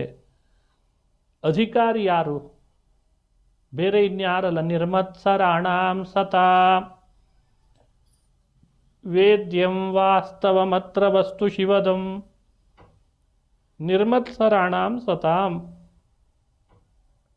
ಯಾರು ಮಾತ್ಸರ್ಯ, ಅಸೂಯೆ ಈ ದೋಷಗಳನ್ನು ಬಿಟ್ಟು ಸಂಸಾರ ಸಾಕಿನ್ನು ಮುಕ್ತನಾಗಬೇಕು, ಭಗವಂತನ ಚಿಂತನೆಯಲ್ಲಿ ತೊಡಗಬೇಕಿನ್ನು ನಾನು ಅಂತ ಯಾರಿಗೆ ಅನಿಸಿರ್ತದೆ ಅವರೆಲ್ಲ ಭಾಗವತ ಶ್ರವಣದ ಅಧಿಕಾರಿಗಳು, ಅವರೆಲ್ಲ ಭಾಗವತಾಧ್ಯಯನದ ಅಧಿಕಾರಿಗಳು ಅಂತ ಹೇಳ್ತಾರೆ. ಅವರೇ ಅರ್ಹರು. ವಿಷಯ ಏನು? ಮನುಷ್ಯ ಭಗವಂತನನ್ನು ಚೆನ್ನಾಗಿ ತಿಳಿದುಕೊಳ್ಬೇಕು. ಹಾಗಾಗಿ ಭಗವಂತನೇ ವಿಷಯ. ವೇದ್ಯಂ ವಾಸ್ತವಮತ್ರ ವಸ್ತು ಶಿವದಂ. ವಾಸ್ತವಂ ವಸ್ತು, ಅವಾಸ್ತವ ಅಲ್ಲ, ವಾಸ್ತವ ವಸ್ತು, ಅದನ್ನು ಚೆನ್ನಾಗಿ ತಿಳಿದುಕೊಳ್ಳಿ ಅಂತಾರೆ. ಅದೇ ಭಾಗವತದ ವಿಷಯ. ಹೀಗೆ ಭಾಗವತದ ಶ್ರವಣ ಮಾಡುವ ಮುನ್ನ ಭಾಗವತ ಶ್ರವಣದ ಫಲ ಏನು ಅಂತ ಉಪಾಖ್ಯಾನ, ಭಾಗವತದ ವಿಷಯ ಏನು ಅಂತ ತಿಳಿಬೇಕು. ಭಾಗವತದ ಅರ್ಹತೆ ಇರೋರು ಯಾರು, ಅಧಿಕಾರಿ ಯಾರು ಅಂತ ಅನುಸಂಧಾನ ಮಾಡಬೇಕು. ಇದು ಪ್ರಾಚೀನ ಪದ್ಧತಿಯಲ್ಲಿ ಬಂದ ಭಾಗವತದ ಪದ್ಧತಿ, ಶ್ರವಣದ ಪದ್ಧತಿ. ಈಗೆಲ್ಲ ಭಾಗವತ ವಿಕೃತ ರೂಪ ತಳೀತಿರ್ತದೆ ಮಧ್ಯದಲ್ಲಿ, ಏನೆಲ್ಲ ಹೇಳಿಬಿಡ್ತಾರೆ. ಆಮೇಲೆ ಕೊನೆಗೊಂದು ವಾಕ್ಯ ಆಡ್ತಾರೆ, ಇದೆಲ್ಲ ಭಾಗವತದಲ್ಲಿದೆ ಅಂತಾರೆ. ಇದೇ ಆಶ್ಚರ್ಯ ಅಲ್ಲ. ನೀವು ಹೇಳಿದ್ದೆಲ್ಲ ಭಾಗವತದ, ಹೌದೌದು ಭಾಗವತದಲ್ಲೇ ಇದೆ, ನಾವು ನೋಡ್ಕೊಳ್ಳೋದಿಲ್ಲ, ಅವರಂತೂ ಅದನ್ನು ಬಿಡಲ್ಲ. ಭಾಗವತ ವಿಕೃತ ರೂಪ ತಾಳಬಾರ್ದು, ಭಾಗವತ ಪ್ರಕೃತಿ ರೂಪದಲ್ಲಿರಬೇಕು. ಹಾಗದನ್ನು ಕಾಪಾಡುವ ಜವಾಬ್ದಾರಿ ಕೇಳೋರಿಗೂ ಇದೆ, ಹೇಳೋರಿಗೂ ಇದೆ. ಪುರಾಣಗಳು ಪುರಾಣವಾಗೇ ಇದ್ದರೆ ಚಂದ, ಹಾಸ್ಯ ಚಟಾಕೆ ಆದರೆ ಸಮಸ್ಯೆ. ಪುರಾಣಗಳು ಪುರಾಣವಾಗಿದ್ದರೆ ಚಂದ, ವ್ಯಕ್ತಿಗತ ಕಥೆ ಆಗಿಬಿಟ್ರೆ ಸಮಸ್ಯೆ. ಪುರಾಣಗಳು ಪುರಾಣವಾಗಿದ್ದರೆ ಅದ್ಭುತ, ಅದು ಭಗವನ್ಮಯವಾಗ್ತದೆ, ಭಗವಂತನ ಸನ್ನಿಧಾನ ನಮ್ಮ ಹೃದಯದಲ್ಲಿ ಬರ್ತದೆ. ಅದು ಇನ್ಯಾವುದೋ ಕವಿತೆಗಳಾಗಿಬಿಟ್ರೆ ಅದು ಭಾಗವತ ಆಗಲ್ಲ. ಈಗ ಪುರಾಣಗಳೆಲ್ಲ ಕವಿತೆಯಾಗಿದೆ, ಜಾನಪದಗಳಾಗಿದೆ, ಹಾಸ್ಯ ಚಟಾಕೆಗಳು, ವ್ಯಕ್ತಿಗತ ಕಥೆಗಳು, ಸಂಸಾರದ ಕ್ಲೇಶ, ವ್ಯಕ್ತಿಗಳನ್ನು ಆಕರ್ಷಣೆ, ಇವುಗಳಲ್ಲಿ ಪುರಾಣಗಳು ಮೀಸಲಾದರೆ ಅದನ್ನು ವೇದವ್ಯಾಸರಿಗೆ ನಾವು ಮಾಡುವ ದ್ರೋಹ ಅಂತ ಆಗ್ತದೆ. ಹಾಗಾಗಬಾರ್ದು.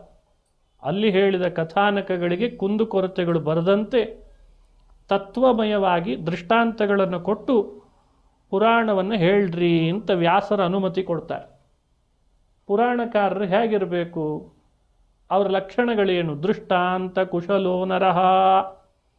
ನನ್ನ ವ್ಯಾಸರು ಹೇಳ್ತಾರೆ, ನನ್ನ ಭಾಗವತವನ್ನು ಹೇಳುವವ ತತ್ವಗರ್ಭಿತವಾದ ಮಾತುಗಳನ್ನು ಹೇಳಿ ಹೇಳಿ ಕಥಾನಕಗಳನ್ನು ಹೃದಯದಲ್ಲಿ ಚೆನ್ನಾಗಿ ಕಿವಿಗಳಿಗಿಂಪಾಗುವ ಪದಗಳಿಂದ ಅಶ್ಲೀಲ ಶಬ್ದಗಳನ್ನಾಡದೆ ಕರ್ಣಕಠೋರಗಳಾಗದೆ ಅಂಥ ಮಾತುಗಳಿಂದ ತತ್ವಗಳನ್ನು ಮುಟ್ಟಿಸಿ ಕೆಲವೇ ದಿನಗಳಲ್ಲಿ ಪುರಾಣ ಕೇಳುವವನು ಮಾರ್ಪಾಡಾಗಿರ್ಬೇಕಂತ.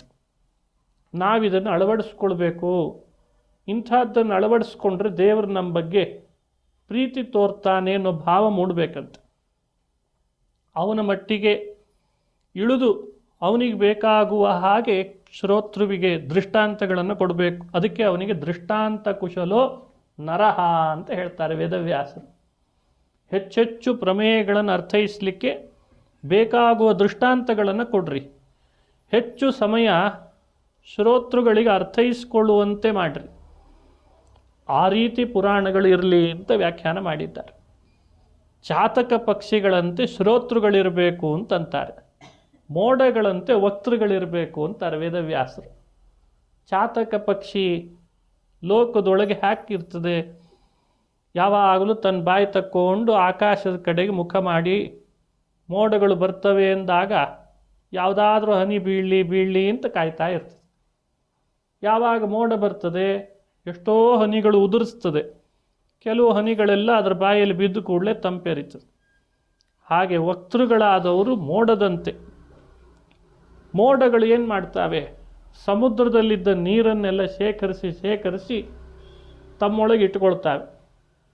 ಗಾಳಿ ಬಂದಾಗ ಅಲ್ಲಲ್ಲಿ ಹಾರಾಡಿಕೊಂಡು ಆಕಾಶದಲ್ಲಿ ಬಂದು ಎಲ್ಲಂದರಲ್ಲಿ ಬೆಂದು ಹೋದ ನೊಂದು ಹೋದ ಚಾತಕದ ಬಾಯ ಒಳಗೆ ಹನಿಗಳನ್ನು ಸುರಿಸಿ ತಂಪೆರಿತದೆ. ಭೂಮಿಗೆ ತಂಪೆರಿತದೆ, ಚಾತಕ ಪಕ್ಷಿಗೆ ತಂಪೆರಿತದೆ. ಹಾಗೆ ಪುರಾಣ ವಕ್ತೃಗಳು ಚೆನ್ನಾಗಿ ವಿಷಯಗಳನ್ನು ಪ್ರಮೇಯಗಳನ್ನು ಅಧ್ಯಯನ ಮಾಡಿ ಶೇಖರಿಸ್ಕೊಳ್ಬೇಕು. ಶೇಖರಿಸಿದ ಅಧ್ಯಯನದ ಫಲವನ್ನು ಮಳೆಯ ರೂಪದಲ್ಲಿ, ಮಳೆಯ ಹನಿಯ ಧಾರೆಯ ರೂಪದಲ್ಲಿ ಅಲ್ಲಲ್ಲಿದ್ದಂಥ ಶ್ರೋತೃಗಳು ಅನ್ನೋ ಚಾತಕಗಳಿಗೆ ಅದನ್ನು ಚೆನ್ನಾಗಿ ಧಾರೆ ಎರೆದು ಅವರಿಗೂ ಮನಸ್ಸಿಗೆ ನೆಮ್ಮದಿ ಆಗುವ ಹಾಗೆ ಹೇಳಬೇಕು ಅಂತ ಪುರಾಣ ವಕ್ತೃಗಳು, ಪುರಾಣ ಶ್ರೋತೃಗಳು ಹೇಗಿರಬೇಕು ಅನ್ನೋದನ್ನು ಅನುಸಂಧಾನ ಮಾಡಿಸ್ತಾರೆ ವ್ಯಾಸರು ಮತ್ತೊಂದು ಪುರಾಣದಲ್ಲಿ.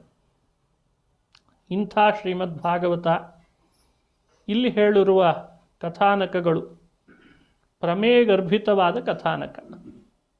ನಾವು ನೋಡುವ ಮುಖ, ನಾವು ನೋಡುವ ರೀತಿ ಹೇಗಿರಬೇಕು ಅನ್ನೋದನ್ನು ಹಿರಿಯರು ಹೇಳಿಕೊಡ್ತಾರೆ.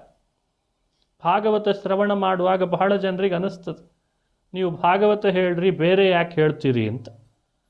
ಆದರೆ ಭಗವತ್ಪಾದರು ಸ್ಪಷ್ಟಪಡಿಸಿದ್ದಾರೆ, ಅರ್ಥೋಯಂ ಬ್ರಹ್ಮಸೂತ್ರಾಣಾಂ ಭಾರತಾರ್ಥ ವಿನಿರ್ಣಯ ಗಾಯತ್ರಿ ಭಾಷ್ಯರೂಪೋಸೋ ವೇದಾರ್ಥ ಪರಿಬೃಂಹಿತ. ಇದು ಬ್ರಹ್ಮಸೂತ್ರಗಳಲ್ಲಿ ಹೇಳಿದ ಅರ್ಥವನ್ನು ನಾನು ಭಾಗವತದಲ್ಲಿ ಪೋಣಿಸಿದ್ದೇನೆ ಅಂತ ವ್ಯಾಸರು ಹೇಳ್ತಾರೆ. ಹಾಗಾಗಿ ಬ್ರಹ್ಮಸೂತ್ರಗಳ ಅರ್ಥ ಇಲ್ಲಿದೆ ಅಂತ ನಾವು ನೋಡ್ಕೊಳ್ಬೇಕಾದ ಜವಾಬ್ದಾರಿ. ಈಗ ಪುರಾಣ ಬ್ರಹ್ಮಸೂತ್ರಗಳೇ ಇಲ್ಲದೆ ಇದ್ದ ಹಾಗೆ ನಡೀಲಿಕ್ಕೆ ಶುರುವಾಯಿತು. ವೇದವ್ಯಾಸರ ಬ್ರಹ್ಮಸೂತ್ರ ಎಲ್ಲೋ ಉಳಿದಿರ್ತದೆ. ಭಾಗವತ ಹೇಳ್ರಿ ಎಂದಾಗ ಭಾಗವತ ಬಹಳ ಶುದ್ಧವಾದ ಭಾಗವತ ಹೇಳ್ತೀನಿ ಅಂತಾರೆ ಬಹಳ ಜನ. ಬ್ರಹ್ಮಸೂತ್ರಗಳ ವಿಷಯವೇ ಇಲ್ಲ, ಬ್ರಹ್ಮಸೂತ್ರಗಳ ಅಧ್ಯಯನವೇ ಇಲ್ಲ. ಆದರೆ ವ್ಯಾಸರೇ ಹೇಳಿದ್ದಾರೆ, ನಾನು ರಚಿಸಿದ ಪುರಾಣ ಬ್ರಹ್ಮಸೂತ್ರಗಳ ಅರ್ಥ ಅಂತಾರೆ. ಹಾಗಾದರೆ ಬ್ರಹ್ಮಸೂತ್ರ ಅಧ್ಯಯನದ ಅನಿವಾರ್ಯತೆ ಇದೆ, ಅವುಗಳನ್ನು ಕೋಟ್ ಮಾಡಲೇಬೇಕಾದ ಅವಶ್ಯಕತೆ ಇದೆ, ಅವುಗಳ ಅರ್ಥ ಇಲ್ಲಿ ಹೇಗೆ ವಿವರಣೆ ಬಂದಿದೆ ಅಂತ ನೋಡಬೇಕಾದ ಅನಿವಾರ್ಯತೆ ಇದೆ ಅನ್ನೋದನ್ನು ಮೊದಲು ಅರ್ಥ ಮಾಡಿಕೊಳ್ಬೇಕು. ಬ್ರಹ್ಮಸೂತ್ರಗಳು ಅಂದರೆ ಏನವು? ಎಲ್ಲ ವೇದಗಳ ನಿರ್ಣಯ ಮಾಡಲಿಕ್ಕೆ ಬಂದದ್ದೇ ಬ್ರಹ್ಮಸೂತ್ರ. ವೇದಗಳು ಅಂದರೆ ಯಾವುವು? ವೇದಗಳ ಸ್ಥಾನ ಏನು? ಜೀವಾ ಏವತು ದುಃಖಿನಃ ಅದುಃಖಮಿತರತ್ ಸರ್ವಂ ಜೀವಾ ಏವತು ದುಃಖಿನಃ ತೇಷಾಂ ದುಃಖ ಪ್ರಹಾಣಾಯ ಶ್ರುತಿರೇಷ ಪ್ರವರ್ತತೆ. ಶ್ರುತಿ ಅಂತ ಸ್ತ್ರೀಲಿಂಗ ಶಬ್ದ. ಆ ವೇದಗಳು ಅಂದರೆ ಶ್ರುತಿ ಅಂತ ಕರೆಸ್ಕೊಳ್ತಾವೆ. ಅಂದರೆ ಅದು ತಾಯಿ.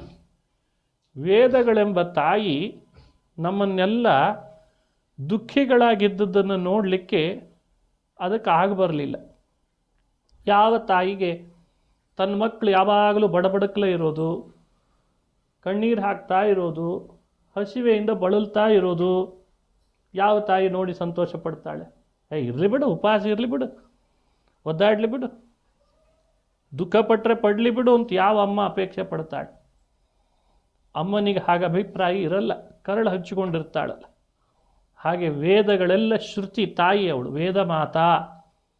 ತಾಯಿಗೆ ನಮ್ಮ ದುಃಖ ತಡಿಲಿಕ್ಕಾಗಲಿಲ್ಲ, ನಮ್ಮ ದುಃಖ ಪರಿಹರಿಸಲೇಬೇಕು ಅಂತ ಅವಳು ಪಣ ತೊಟ್ಲು. ಪಣ ತೊಟ್ಟು ವೇದದ ರೂಪದಲ್ಲಿ ಲೋಕದಲ್ಲಿ ಹರಿದ್ಲಂತೆ. ಹಾಗಾಗಿ ವೇದಗಳೆಲ್ಲ ನಮ್ಮೆಲ್ಲರ ಅಮ್ಮ, ತಾಯಿ. ನಾವೆಲ್ಲ ದುಃಖಿಗಳಾದದ್ದನ್ನು ಅವಳು ಬಹಳ ನೊಂದುಕೊಂಡು ಇವರ ದುಃಖ ಏನಾದರೂ ಮಾಡಿ ಕಳಿಬೇಕು ಅಂತ ತನ್ನ ಒಳಗಿನ ಅಂತಃಕರಣದಿಂದ ನಮ್ಮೆಲ್ಲರ ದುಃಖ ಪರಿಹಾರಕ್ಕೆ ಉಪಾಯಗಳನ್ನು ಬೋಧಿಸ್ತಾಳೆ. ಅವುಗಳನ್ನೇ ವೇದ ಅಂತ ತಿಳಿಬೇಕು. ಹಾಗಾಗಿ ಅದುಃಖಮಿತರತ್ ಸರ್ವಂ ಜೀವಾಯೇವತು ದುಃಖಿನಃ ತೇಷಾಂ ದುಃಖ ಪ್ರಹಾಣಾಯ ಶ್ರುತಿರೇಷ ಪ್ರವರ್ತಿತ. ಹಾಗಾಗಿ ಪ್ರತಿಯೊಬ್ಬರೂ ವೇದಗಳ ತಾಯಿಯನ್ನು ಅವಲಂಬಿಸಿ ಅವಳು ನಮ್ಮೇಲೆ ತೋರಿದ ಅಂತಃಕರಣಗಳನ್ನು ಯಾವತ್ತೂ ನಾವು ಹುಸಿ ಮಾಡದೆ ಅವಳ ಅಪೇಕ್ಷೆಯಂತೆ ಬದುಕು ಕಟ್ಟಿಕೊಳ್ಳೋ ಪ್ರಯತ್ನ ಮಾಡಬೇಕು. ಅಂಥ ವೇದಗಳ ಭಾವ ತಿಳಿಯೋದರಲ್ಲಿ ಸ್ವಲ್ಪ ವ್ಯತ್ಯಾಸ ಆಗ್ತದೆ ನಮಗೆ. ಯಾಕಂದರೆ ನಮ್ಮ ಬುದ್ಧಿಮಟ್ಟ ಸಾಲದು. ಎಷ್ಟು ಸಲ ನಮ್ಮಮ್ಮನ ಹೃದಯ ಪೂರ್ಣ ತಿಳಿದಿದ್ದೇವೆ, ಎಷ್ಟು ವಿರೋಧ ಮಾಡಿದ್ದೇವೆ ಯೋಚಿಸ್ರಿ. ನಮ್ಮ ತಾಯಂದ್ರನ್ನು ಎಷ್ಟು ಸಲ ವಿರೋಧ ಮಾಡಿದ್ದೇವೆ, ಎಷ್ಟು ಸಲ ಮಾಡಿದ್ದೇವೆ. ಹಾಗೆ ತಾಯಿಯಾದ ವೇದಗಳ ಭಾವ ಅವಳು ಒಳ್ಳೆಯದಕ್ಕಾಗೇ ಹೇಳ್ತಾಳೆ. ಅವಳು ಕೆಟ್ಟದ್ದನ್ನು ಯಾವತ್ತೂ ಮಾಡಲಿಕ್ಕೆ ಬಯಸಲ್ಲ. ಆದರೆ ಅವಳ ಹೃದಯ ಅರ್ಥೈಸ್ಕೊಳ್ಳದೆ ಮಂಡತನ ಮಾಡೋರು ನಾವು. ಹಾಗೆ ವೇದದ ಹೃದಯವನ್ನು ಅರಿಯದೆ ಬಹಳ ಹಠಕ್ಕೆ ಬಿದ್ದು ಮಂಡತನ ಮಾಡಿ ವೇದಾರ್ಥವನ್ನು ವ್ಯತ್ಯಾಸ ಮಾಡಿಬಿಡ್ತೀವಿ. ಅದು ತಾಯಿಯ ಹೃದಯಕ್ಕೆ ವಿರುದ್ಧವಾಗಿ ನಡ್ಕೊಂಡ್ವಿ ಅಂತ ಅರ್ಥ. ಈ ಸ್ಥಿತಿ ಬರಬಾರ್ದು ಅನ್ನೋ ಕಾರಣಕ್ಕೆ ವೇದದ ತಾಯಿಯನ್ನು ಹೇಗೆ ಅರ್ಥೈಸ್ಕೊಳ್ಬೇಕು ಅಂತ ಹೇಳಿಕೊಡ್ಲಿಕ್ಕೆ ಬಂದದ್ದೇ ಬ್ರಹ್ಮಸೂತ್ರ. ಬ್ರಹ್ಮಸೂತ್ರಗಳೆಲ್ಲ ತಾಯಿಯ ಹೃದಯ ಬೋಧಕ. ಅದು ಕನ್ನಡಿಯಂತೆ, ಪ್ರಕಾಶಕ, ದೀಪದಂತೆ ವೇದದ ಹೃದಯ ಪ್ರದೀಪವನ್ನು ಮಾಡಿತು. ಹಾಗಾಗಿ ಬ್ರಹ್ಮಸೂತ್ರಗಳಿಲ್ಲದೆ ವೇದಗಳನ್ನು ಅರ್ಥೈಸ್ಕೊಳ್ತೀನಿ ಅಂದರೆ ದೀಪ ಇಲ್ಲದ ಕೋಣೆಯಲ್ಲಿ ನಾನು ಹುಡುಕ್ತೇನೆ ಸಾಮಾನನ್ನು ಅಂದರೆ ಯಾವ ಸ್ಥಿತಿ ಬರ್ತದೋ ಹಾಗಾಗ್ತದೆ. ವೇದಗಳಿಗೆ ಸರಿಯಾದ ಅರ್ಥ ತಿಳಿಬೇಕಾದ್ರೆ ಬ್ರಹ್ಮಸೂತ್ರ ಅನ್ನೋ ದೀಪ ಹಚ್ಚಲೇಬೇಕು. ಬ್ರಹ್ಮಸೂತ್ರದ ದೀಪ ಹಿಡ್ಕೊಂಡು ಹೋಗಬೇಕು. ಕೆಲವರಿಗೆ ಅನ್ನಿಸ್ತದೆ ಬರೀ ದೀಪ ಇದ್ದರೆ ಸಾಕಾ? ಎಣ್ಣೆ ಇದ್ದರೆ ಆ ದೀಪ ಚೆನ್ನಾಗಿ ಬೆಳಗ್ತದೆ. ಎಣ್ಣೆ ಇಲ್ಲ ಅಂದರೆ ದೀಪವು ಬೆಳಗಲ್ಲ. ಭಗವತ್ಪಾದರು ರಚಿಸಿಕೊಟ್ಟಂಥ ಭಾಷ್ಯವೇ ಎಣ್ಣೆ. ಬ್ರಹ್ಮಮೀಮಾಂಸಾ ಶಾಸ್ತ್ರ ಎಣ್ಣೆ. ಭಗವಂತ ವ್ಯಾಸ ರಚಿಸಿಕೊಟ್ಟಂಥ ಬ್ರಹ್ಮಸೂತ್ರಗಳು ದೀಪ. ವೇದದಲ್ಲಿ ಪ್ರತಿ ಅರ್ಥಗಳು ನಮಗೆ ಸರಿಯಾಗಿ ತಿಳಿಬೇಕು, ಭಾಸ ಆಗಬೇಕು ಅಂದರೆ ಈ ಭಾಷ್ಯ ಬೇಕು. ಈ ರೀತಿ ಬ್ರಹ್ಮಸೂತ್ರ ಹಾಗೂ ಅವಕ್ಕೆ ಬೇಕಾದ ಭಾಷ್ಯ, ಅವುಗಳ ಛಾಯೆಯಲ್ಲಿ, ಅವುಗಳ ನೆರಳಿನಲ್ಲಿ ವೇದಗಳ ಅರ್ಥ ಚಿಂತನೆ ಮಾಡಬೇಕು. ಇಷ್ಟಾದರೂ ಕೂಡ ಸರಿಯಾಗಿ ನಮಗೆ ವೇದಗಳ ಹೃದಯ ಅರ್ಥೈಸ್ಕೊಳ್ಳಿಕ್ಕಾಗದೆ, ಅರ್ಥೈಸ್ಕೊಂಡ್ರೂ ಅದು ನಮ್ಮ ಆತ್ಮಸಾತ್ ಮಾಡಿಕೊಳ್ಳಿಕ್ಕಾಗದೇ ಸ್ಥಿತಿ ಬರ್ತದಂತೆ. ಅದಕ್ಕಾಗಿ ವೇದವ್ಯಾಸರು ಶ್ರೀಮದ್ ಭಾಗವತವನ್ನು ರಚನೆ ಮಾಡಿಕೊಟ್ಟು, ನಾನೇ ಭಾಗವತವನ್ನು ನಿಮಗೆ ಕೊಡ್ತೇನೆ, ನಾನೇ ಬ್ರಹ್ಮಸೂತ್ರ ರಚನೆ ಮಾಡಿಕೊಡ್ತೇನೆ, ಎರಡನ್ನೂ ಚೆನ್ನಾಗಿ ಅಧ್ಯಯನ ಮಾಡಿ ನನ್ನ ಹೃದಯ ಏನು, ನನ್ನ ಸ್ವರೂಪ ಏನು ಅಂತ ತಿಳಿಲಿ ಅಂತ ಅಪೇಕ್ಷೆ ಪಡ್ತಾನೆ ಭಗವಂತ. ಹಾಗಾಗಿ ಬ್ರಹ್ಮಸೂತ್ರಗಳನ್ನು ಚೆನ್ನಾಗಿ ತಿಳಿಬೇಕು. ಆಮೇಲೆ ಮಹಾಭಾರತ ಇಷ್ಟು ವಿಶಾಲವಾದ ಗ್ರಂಥ, ಅದನ್ನೂ ಪೂರ್ಣ ತಿಳಿದುಕೊಳ್ಳಿಕ್ಕಾಗಲ್ಲ. ಆ ಮಹಾಭಾರತದ ನಿರ್ಣಯವನ್ನು ಶ್ರೀಮದ್ ಭಾಗವತದಲ್ಲಿ ಮಾಡ್ತಾರೆ. ಭಾರತಾರ್ಥ ವಿನಿರ್ಣಯ. ಭಾಗವತ ಕೇಳುವಾಗ ಮಹಾಭಾರತದ ಅರ್ಥದ ನಿರ್ಣಯ ಇಲ್ಲಿದೆ ಅಂತ ಭಾವ ಇರಬೇಕಂತ. ಗಾಯತ್ರಿ, ವೇದ ಮಾತಾತು ಗಾಯತ್ರಿ ಅಂತ ಅದರ ಪ್ರಸಿದ್ಧಿ. ಗಾಯತ್ರಿ ಅಂದರೆ ವೇದಗಳ ತಾಯಿ. ವೇದಗಳ ತಾಯಿಯಾದ ಗಾಯತ್ರಿಯನ್ನು ಎಷ್ಟು ಚೆನ್ನಾಗಿ ವ್ಯಾಖ್ಯಾನಿಸ್ತಾರೆ ಎಷ್ಟು ಹಿರಿಯರೆಲ್ಲ. ಅಂಥ ಗಾಯತ್ರಿಯ ಭಾಷ್ಯವೇ ಶ್ರೀಮದ್ ಭಾಗವತ. ಗಾಯತ್ರಿಯ ಅಂತಾಗೆ ಎಷ್ಟು ಅಕ್ಷರಗಳು ನೆನಪಾಗ್ತವೆ? 24 ಅಕ್ಷರ. ಅದೊಂದು ಛಂದಸ್ಸಿನ ಹೆಸರಲ್ವೇ? ಜಗತಿ ಛಂದಸ್ಸು, ಪ್ರಕೃತಿ ಛಂದಸ್ಸು, ಅನುಷ್ಠುಪ್ ಛಂದಸ್ಸು, ಹಾಗೆ ಗಾಯತ್ರಿ ಅಂತ ಒಂದು ಛಂದಸ್ಸು. ಆ ಛಂದಸ್ಸಿನ ಅಕ್ಷರಗಳ ಸಂಖ್ಯೆ ಎಷ್ಟು? 24. ಭಾಗವತದ ಸ್ಕಂಧಗಳ ಸಂಖ್ಯೆ ಎಷ್ಟು? 12. 12ಅನ್ನು 2 ಬಾರಿ ನಾವು ಕೂಡಿಸಿದರೆ 12ಕ್ಕೆ ಮತ್ತೆ 12 ಕೂಡಿಸಿದರೆ 24.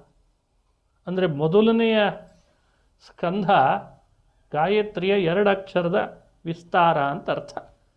2ನೇ ಸ್ಕಂಧ ಗಾಯತ್ರಿಯ ಮತ್ತೆರಡು ಅಕ್ಷರದ ವಿಸ್ತಾರ. 3ನೇ ಸ್ಕಂಧ ಗಾಯತ್ರಿಯ ಮತ್ತೆರಡು ಅಕ್ಷರದ ವಿಸ್ತಾರ. ಹೀಗೆ ನೀವು ಆಲೋಚನೆ ಮಾಡಿದರೆ 2 ಅಕ್ಷರದ ವಿಸ್ತಾರವೇ 12 ಸ್ಕಂದದ ಶ್ರೀಮದ್ ಭಾಗವತ. ಹೇಗೆ ರಾಮಾಯಣ 24,000 ಶ್ಲೋಕ ಇದೆ ವಾಲ್ಮೀಕಿಗಳು ರಚಿಸಿದ್ದು. ಯಾಕೆ 24,000? ಗಾಯತ್ರಿಯ ಸಂಖ್ಯೆ 24 ಇದೆ. ಆದ್ದರಿಂದ ಒಂದೊಂದು ಅಕ್ಷರದ ವ್ಯಾಖ್ಯಾನ 1,000 ಶ್ಲೋಕ ಮಾಡಿದ್ರಂತೆ. ಹಾಗಾಗಿ ಇಡೀ ವಾಲ್ಮೀಕಿ ರಾಮಾಯಣ 24,000 ಶ್ಲೋಕಗಳಾಯಿತು. ಇದು ಹಿರಿಯರೇ ಹೇಳಿಕೊಂಡು ಬಂದ ಬಹಳ ದೊಡ್ಡ ಪರಂಪರೆ ನಮ್ಮಲ್ಲಿ ಉಳಿತು. ಇವನ್ನೆಲ್ಲ ಬಿಟ್ಟಿರ್ತಾರೆ. ಈಗ ರಾಮಾಯಣ ಅಂದರೆ ತಂದೆ ಒಂದು ದರ್ಶನ ಬರ್ಕೊಂಡಿರ್ತಾನೆ ಮಹಾರಾಯ, ಅದೆಲ್ಲ ರಾಮಾಯಣದಲ್ಲಿದೆ ಅಂತಾನೆ. ಮತ್ತೆ ಅಲ್ಲಪ್ಪ ಗಾಯತ್ರಿಯ ವ್ಯಾಖ್ಯಾನ ಹೇಗಾಯಿತು ಈ ವಿಷಯ ಅಂತ ಕೇಳಿದ್ರೆ ಅದಕ್ಕೆ ಅದಿಲ್ಲ, ಅದು ಸಂಬಂಧ ಇಲ್ಲ. ನನ್ನ ಅನುಭವವನ್ನು ರಾಮಾಯಣದಲ್ಲಿ, ಅಲ್ಲಪ್ಪ ನಿನ್ನ ಅನುಭವ ಹೇಳಿ ರಾಮಾಯಣ ಅಂತ ಯಾಕೆ ಟೈಟಲ್ ಕೊಡ್ತೀಯ ಅಂತ ಸಮಸ್ಯೆ. ಇವತ್ತಾಗ್ತಿರೋ ಸಮಸ್ಯೆನೇ ಅದು. ಮಹಾಭಾರತ ವೇದಾರ್ಥ, ಸರ್ವಜ್ಞನಾದ ನಾರಾಯಣನ ಅವತಾರನಾದ ವೇದವ್ಯಾಸರು ರಚನೆ ಮಾಡಿಕೊಟ್ರು ಮಹಾಭಾರತವನ್ನು.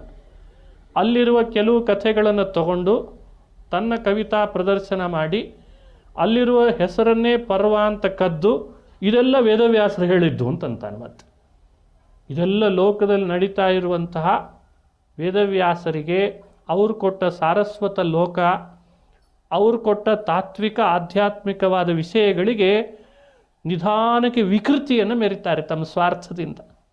ಇದು ಕಾಲಕ್ಕೆ ಬೌದ್ಧಿಕವಾಗಿ ನಡೆಯುವ ಸಮಸ್ಯೆ. ಅದಕ್ಕೆ ವ್ಯಾಸರು ಭಾಗವತಕ್ಕೆ ರಚಿಸುವಾಗಲೇ ಈ ಚೌಕಟ್ಟು ಹಾಕಿಟ್ಟು, ನನ್ನ ಶ್ರೀಮದ್ ಭಾಗವತ ಇದು ಗಾಯತ್ರಿಯ ಭಾಷ್ಯ ಅಂತ ಚಿಂತನೆ ಮಾಡುವ ಪ್ರಯತ್ನ ಮಾಡಿರಿ, ನನ್ನ ಭಾಗವತ ಭಾರತಾರ್ಥದ ನಿರ್ಣಯ ಅಂತ ಹೇಳ್ರಿ, ನನ್ನ ಭಾಗವತ ಅದು ವೇದಾರ್ಥ ಅಂತ ತಿಳಿರಿ, ನನ್ನ ಭಾಗವತ ಗಾಯತ್ರಿಯ ಭಾಷ್ಯ ಅಂತ ತಿಳಿರಿ ಅಂತಂದರು. ಇದು ಸುಮ್ಮನೆ ಔಪಚಾರಿಕವಾಗಿ ಹೇಳಿದ್ದು ಅಂತ ತಿಳಿಬಾರ್ದು. ಇದು ಕೆಲವರು ಅಂತಿರ್ತಾರೆ, ಎಂಥ ಗಾನ ಮಾಡಿದ್ರಿ, ಗಂಧರ್ವ ಲೋಕದ ಗಂಧರ್ವರೇ ನಿಮ್ಮ ಗಾನಕ್ಕೆ ತಲೆದೂಗಿಬಿಟ್ಟಿರ್ತಾರೆ ಅಂತ ವರ್ಣನೆ ಮಾಡ್ತಾರೆ. ಗಂಧರ್ವರು ಕಣ್ಣೀರು ಹಾಕ್ತಿರ್ತಾರೆ ಪಾಪ, ಯಾಕಾದರೂ ಗಾನ ಮಾಡ್ತಿದ್ದಾನೋ ಈತ ಅಂತ. ಆದರೆ ಇಲ್ಲಿರುವ ಕವಿ ಮಾತ್ರ ಅವನನ್ನು ವರ್ಣಿಸುವ ರಭಸದಲ್ಲಿ ಗಂಧರ್ವದ ಕನ್ನಿಕೆಯರ ಅಪ್ಸರೆಯರು ಕುಣಿದು ಕುಣಿದು ನಿಮ್ಮ ಗಾನಕ್ಕೆ ತಮ್ಮ ಕಾಳುಗಟ್ಟಿದ ಗೆಜ್ಜೆಗಳೆಲ್ಲ ಉದುರೋಯ್ತು ಅಂದಿರ್ತಾನೆ. ಅಂಥ ವರ್ಣನೆ. ಈ ಅತಿಶಯೋಕ್ತಿ ಅಂತ ಒಂದು ಅಲಂಕಾರ ಇದೆ ಸಾಹಿತ್ಯದಲ್ಲಿ. ನಾವು ಮಾಡುವ ಅತಿಶಯೋಕ್ತಿಗಳು ವಾಸ್ತವಿಕತೆಯನ್ನು ಮುಚ್ಚಿ ಮನುಷ್ಯನಿಗೆ, ಅಂದರೆ ತಿಳುವಳಿಕೆ ಇರುವ ಪ್ರಜ್ಞಾವಂತ ಮನುಷ್ಯನಿಗೆ ಹೇಸಿಗೆ ಬರೋ ಹಾಗೆ ಮಾಡ್ತದೆ. ಹಾಗೂ ಮಾಡಬಾರ್ದು. ಯಾಕಂದರೆ ಅದು ತಡಿಯಲ್ಲ ವಸ್ತು. ಕಥಾವಸ್ತುವಿನ ಶಕ್ತಿ ಕಡಿಮೆ ಇದೆ, ವರ್ಣಿಸುವವನ ಪದಪುಂಜಗಳ ಶಕ್ತಿ ದೊಡ್ಡದಾಗಿಬಿಡ್ತದೆ. ಇವತ್ತೆಲ್ಲ ಹಾಗೆ ಎಲ್ಲ ಕಡೆ ಲೋಕದ ಕವಿಗಳು ವಸ್ತು ತಗೊಳ್ತಾ ಇದ್ದಾರೆ, ಬಹಳ ಟೊಳ್ಳಿರ್ತದೆ, ಏನೇನು ಉಪಯೋಗ ಇಲ್ಲ. ಅದಕ್ಕೆ ನೀವು ಯಾರನ್ನೋ ಕಾಸ್ಟ್ಯೂಮ್ ಡಿಸೈನನ್ನು ಕರೆದು ಅವನನ್ನು ಚೆನ್ನಾಗಿ ತಯಾರು ಮಾಡಿ ನಿಮ್ಮ ಪದಪುಂಜಗಳನ್ನು ಅವನಲ್ಲಿ ತುರುಕ್ಲಿಕ್ಕೆ ಪ್ರಯತ್ನ ಪಡ್ತೀರಿ. ಅವನ ಹಂಗಿಲ್ಲ ನೋಡಲಿಕ್ಕೆ, ಭಾಳ ಎಡವಟ್ಟಿದ್ದಾನೆ. ಆದರೆ ಇವನ ಕಾವ್ಯದ ಶಬ್ದಗಳು ಮಾತ್ರ ರಾಮನೇ, ಕರ್ಣನೇ, ಭೀಮನೇ ಅನ್ನೋ ಹಾಗೆ ವರ್ಣನೆ ಮಾಡ್ತಾರೆ. ಹಾಗಾಗಬಾರ್ದು. ಇಲ್ಲೆಲ್ಲ ಆ ರೀತಿಯಾದ ವಿಷಯಗಳನ್ನು ಹೇಳಬಾರ್ದು ಅಂತಾರೆ. ಅದನ್ನೆಲ್ಲ ಎಡಿಟ್ ಮಾಡಬೇಕು ಅಂತೇವಲ್ಲ, ಹಾಗೆ ಎಡಿಟ್ ಮಾಡಿ ಮಾಡಿ ಭಾಗವತ ಅಂದರೆ ಹೀಗೆ ಅಂತ ಔಪಚಾರಿಕವಾಗಿ ಹೇಳಲಿಲ್ಲ. ಅದಕ್ಕೆ ವ್ಯಾಸರು ಪ್ರಾರಂಭದಲ್ಲಿ ಸತ್ಯಂ ಪರಂ ಧೀಮಹಿ ಅಂತಾರೆ. ಧೀಮಹಿ ಅಂತ ತಾವೇ ಸ್ವತಃ ವ್ಯಾಸರು ಈ ಶಬ್ದವನ್ನು ಬಳಸಿ ಗಾಯತ್ರಿಯಲ್ಲಿರುವಂತಹ ಧೀಮಹಿ ಅನ್ನೋ ಶಬ್ದದಂತೆ ನನ್ನ ಶಬ್ದ ಗಾಯತ್ರಿ ಅಂತಿದೆ ಅಂತ ತೋರಿಸಿದ್ರಂತೆ. ಜನ್ಮಾದ್ಯಸ್ಯ ಯತೋನ್ವಯಾತ್, ಜನ್ಮಾದ್ಯಸ್ಯ ಅನ್ನೋಲ್ಲಿರುವ ಜನ್ಮ ಪದ ಮಹಾಭಾರತದ ಸಂಭವ ಪರ್ವದ ಸಾರ ಅಂತೆ. ಮಹಾಭಾರತದಲ್ಲಿ ಒಟ್ಟು ಪರ್ವಗಳಿರೋದು ಸಂಭವ ಪರ್ವ, ಸಭಾಪರ್ವ, ವನಪರ್ವ, ವಿರಾಟ ಪರ್ವ, ಉದ್ಯೋಗ ಪರ್ವ. ನೋಡಿ, ಇದೆಲ್ಲ ಮಹಾಭಾರತದ 18 ಪರ್ವ. ಆ 18 ಪರ್ವಗಳ ಸಾರ ಮೊದಲನೇ ಶ್ಲೋಕವಾಗಿದೆ. ಮೊದಲನೇ ಶ್ಲೋಕವನ್ನು ಚೆನ್ನಾಗಿ ಅರ್ಥೈಸ್ಕೊಂಡ್ರೆ ಮಹಾಭಾರತದ ಯಾವ್ಯಾವ ಅಂಶ, ಯಾವ್ಯಾವ ಪರ್ವಗಳು, ಯಾವ್ಯಾವ ಪದದಿಂದ ನಿಮಗೆ ಬಂದಿದೆ ಅಂತ ಗೊತ್ತಾಗ್ತದೆ. ಹಾಗಾಗಿ ಇದು ಔಪಚಾರಿಕವಾಗಿಯೋ ಅತಿಶಯೋಕ್ತಿಯಂತೆಯೋ ಭಾಗವತವನ್ನು ಮಹಾಭಾರತದ ಅರ್ಥ, ಬ್ರಹ್ಮಸೂತ್ರದ ಅರ್ಥ ಅಂತ ಹೇಳಿದ್ದಾರೆ ಅಂತ ತಿಳಿಬಾರದು ಅಂತ ವ್ಯಾಖ್ಯಾನ ಮಾಡ್ತಾರೆ. ಇಂಥ ಗ್ರಂಥ ಶ್ರೀಮದ್ ಭಾಗವತ. ಈ ಗ್ರಂಥದಲ್ಲಿರುವ 12 ಸ್ಕಂಧಗಳಲ್ಲಿ ಮೊದಲನೇ ಸ್ಕಂಧದಿಂದ ಆರಂಭ ಮಾಡಿ 12 ಸ್ಕಂಧಗಳವರೆಗೂ ಹೇಳಿರುವ ವಿಷಯಗಳು ಏನು, ಎಷ್ಟು ತಾತ್ವಿಕವಾದ ವಿಷಯಗಳನ್ನು ನಮ್ಮ ಮುಂದೆ ಇಡ್ತಾರೆ ವ್ಯಾಸರು. ಅದನ್ನು ಕ್ಲೇಶ ಇಲ್ಲದೆ ತಿಳ್ಕೊಳ್ಬಹುದು ಸುಲಭವಾಗಿ. ಮೊದಲನೇ ಸ್ಕಂಧದಲ್ಲಿ ಸೂತ ಶೌನಕರ ಸಂವಾದದೊಂದಿಗೆ ಪುರಾಣ ಪ್ರಾರಂಭ ಆಗ್ತದೆ. ಆಮೇಲೆ ಕುಂತಿ ಸ್ತೋತ್ರ, ಭೀಷ್ಮಸ್ತವ ರಾಜ, ಪರೀಕ್ಷಿತನ ಜನ್ಮ ವೃತ್ತಾಂತ, ಪರೀಕ್ಷಿತನಿಗೆ ಬಂದಂತಹ ಶಾಪದ ವೃತ್ತಾಂತ, ಅವನಿಗೆ ಬಂದ ವೈರಾಗ್ಯ, ಇಷ್ಟು ವಿಷಯಗಳನ್ನು ಮೊದಲನೇ ಸ್ಕಂಧದಲ್ಲಿ ಹೇಳ್ತಾರೆ. ಎರಡನೇ ಸ್ಕಂಧದಲ್ಲಿ ಭಗವಂತನ ಸೃಷ್ಟಿಯ ಮಹಿಮೆ, ಹೇಗೆ ಸೃಷ್ಟಿ ಮಾಡ್ತಾನೆ ಅಂತ ನಾರದರು ಕೇಳಿದ್ದಕ್ಕೆ ಬ್ರಹ್ಮದೇವರು ನಾರದರಿಗೋಸ್ಕರ ಸೃಷ್ಟಿಯ ಮಹಿಮೆ ಉಪದೇಶ ಮಾಡ್ತಾರೆ. ಮೂರನೇ ಸ್ಕಂಧ ತಾಯಿ ದೇವಹೂತಿಗೆ ಕಪಿಲ ಉಪದೇಶ ಮಾಡಿದ ಕಪಿಲ ಗೀತೆ. ಎಷ್ಟು ತಾತ್ವಿಕವಾದ ಉಪದೇಶ, ಸರಳ ಭಾಷೆಯಲ್ಲಿ ಭಗವಂತ ತಾಯಿಗೆ ಉಪದೇಶ ಮಾಡಿದ. ಯಾರು ಕೇಳಿದರೂ ಕಪಿಲನ ಉಪದೇಶವನ್ನು ಭಗವದ್ಭಕ್ತಿಯಿಂದ, ಸಂಸಾರದಲ್ಲಿ ವೈರಾಗ್ಯದಿಂದ ಸಾಧನದ ದಾರಿಯಲ್ಲಿ ಸಾಗುವಂತೆ ಆಗ್ತಾರೆ. ಅಂಥ ಉಪದೇಶ. ನಾಲ್ಕನೇ ಸ್ಕಂಧದಲ್ಲಿ ಮಹಾತ್ಮರನ್ನು, ದೊಡ್ಡವರನ್ನು ನಿಂದೆ ಮಾಡಬಾರ್ದು, ದೊಡ್ಡವ್ರ ನಿಂದೆಗೆ ಎಷ್ಟು ಅನರ್ಥ ಇದೆ ಅಂತ ದಕ್ಷನ ಕಥೆ. ವಯಸ್ಸು ಸಣ್ಣದಿದ್ದಾಗಲೂ ದೇವರನ್ನು ಕಾಣಬಹುದು ಅನ್ನಲಿಕ್ಕೆ ಧ್ರುವನ ಚರಿತ್ರೆ. ಹಾಗೆ ಪೃಥು ಚಕ್ರವರ್ತಿ ಲೋಕದಲ್ಲಿ ಮಾಡಿದ ಎಂಥ ದೊಡ್ಡ ಉಪಕಾರ ಆತ. ಪುರಂಜನ ಉಪಾಖ್ಯಾನ. ಈ 4 ಘಟ್ಟಗಳನ್ನು 4ನೇ ಸ್ಕಂಧ ಅನುಸಂಧಾನ ಮಾಡಿಸ್ತದೆ. 5ನೇ ಸ್ಕಂಧ ಶ್ರೀಮದ್ ಭಾಗವತ ಬ್ರಹ್ಮಾಂಡದ ಭೂಗೋಳ ಖಗೋಳ, ಇದು ಭಗವಂತನ ಸ್ಥೂಲ ರೂಪ ಅಂತ ತಿಳಿಬೇಕಂತ. ಪ್ರಿಯವ್ರತನ ಕಥೆ, ಭರತನ ಕಥೆಯನ್ನು ಚೆನ್ನಾಗಿ ಮನದಟ್ಟು ಮಾಡಿಸ್ತದೆ ತತ್ವಗಳ ಸಂದೇಶದೊಂದಿಗೆ. 6ನೇ ಸ್ಕಂದ ಹರಿನಾಮ ಸ್ಮರಣೆಯ ಮಹಿಮೆ. ಯಾರು ದಿನಾ ಭಗವಂತನ ನಾಮಸ್ಮರಣೆ ಮಾಡ್ತಾರೆ ಅವ್ರಿಗೇನು ಫಲ ಬರ್ತದೆ. ದೇವರ ಸ್ಮರಣೆ ಯಾವಾಗಲೂ ಮಾಡ್ತಾ ಇರಬೇಕು. ಅಜಾಮಿಳ ಹಾಗೆ ಮಾಡಿದ ಅಂತ ನಾರಾಯಣನ ನಾಮ ಹೇಳಿದ್ದರಿಂದ ಉದ್ಧಾರರಾದ. ನಾರಾಯಣ ವರ್ಮ ಅಂತ ಒಂದು ಸ್ತೋತ್ರದ ಕಥೆ. ಮರುದೇವತೆಗಳ ಉತ್ಪತ್ತಿಯನ್ನು ನಾರದರು ಮಾಡಿದ ಶಬಲಾಶ್ವ ಹರಿಯೇಶ್ವರಿಗೆ ಆಧ್ಯಾತ್ಮಿಕ ಪ್ರಶ್ನೆಗಳ ರೂಪದಲ್ಲಿ ಒಂದು ತಿಳುವಳಿಕೆ ಕೊಡುತ್ತದೆ ಭಾಗವತ.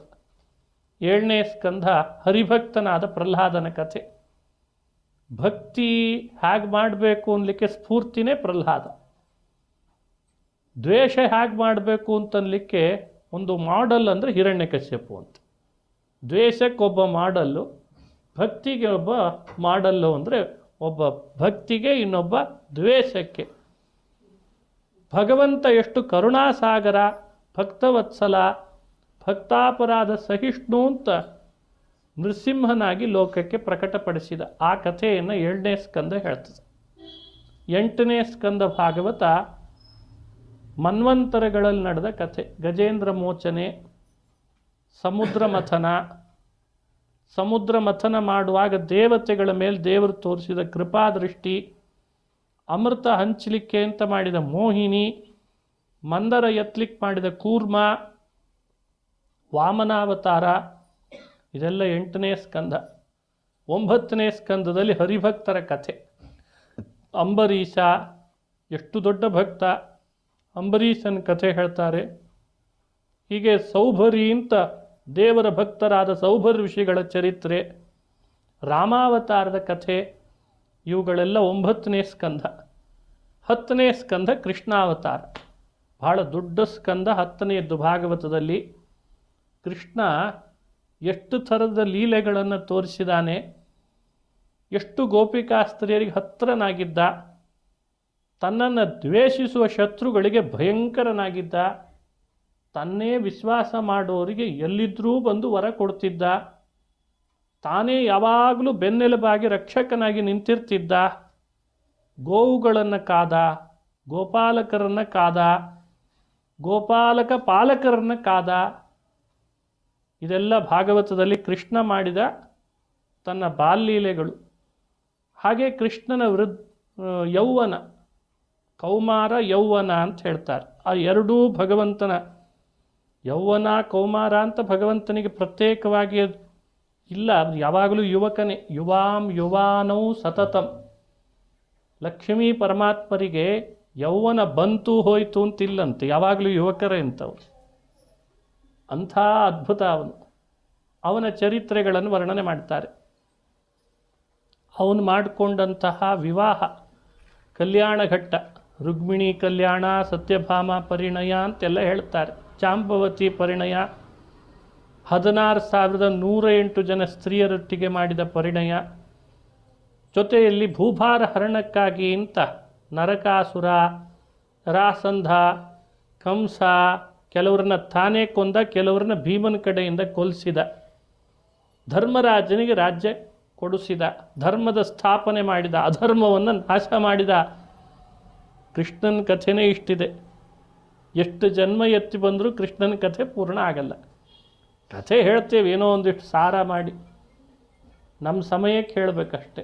ಆದರೆ ದೇವರ ಕಥೆ ಇಲ್ಲಿಗೆ ಮುಗೀತು. ದೇವರ ಕಥೆ ದಿನಾ ನಡೀತಾನೆ ಇದೆ ಪ್ರವಾಹದಂತೆ. 10ನೇ ಸ್ಕಂದ ಭಾಳ ವಿಸ್ತಾರ ಮಾಡ್ತದೆ. ಹಾಗೆ 11ನೇ ಸ್ಕಂದ ಭಾಗವತ ಧರ್ಮಗಳು, ಉದ್ಧವನಿಗೆ ಕೃಷ್ಣ ಉಪದೇಶ ಮಾಡಿದ ಉದ್ಧವ ಗೀತೆ. ಹಾಗೆ 9 ಜನ ಜ್ಞಾನಿ ಜಯಂತಿಯರು ಮಾಡಿದ ಉಪದೇಶ, ಜಯಂತಿ ಉಪಾಖ್ಯಾನ, ಇದೆಲ್ಲ 11ನೇ ಸ್ಕಂದ.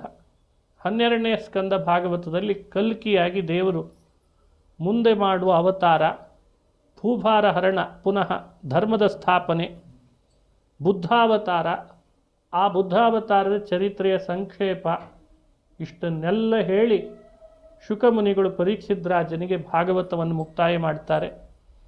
ಆಮೇಲೆ ಈ ಭಾಗವತ ಕೇಳಿದ್ದು ಶುಕಾಚಾರ್ಯರಿಂದ ಸೂತರು, ಆದ್ದರಿಂದ ಸೂತರು ನೈಮಿಷದಲ್ಲಿ ಶೌನಕರಿಗೆ ಭಾಗವತ ಹೇಳಿದ್ದನ್ನು ಮುಕ್ತಾಯ ಮಾಡ್ತಾರೆ. ಹೀಗೆ 12 ಸ್ಕಂದ ಶ್ರೀಮದ್ ಭಾಗವತವನ್ನು ನಮ್ಮ ಮುಂದೆ ವ್ಯಾಸರು ತೆರೆದಿಟ್ಟಿದ್ದಾರೆ.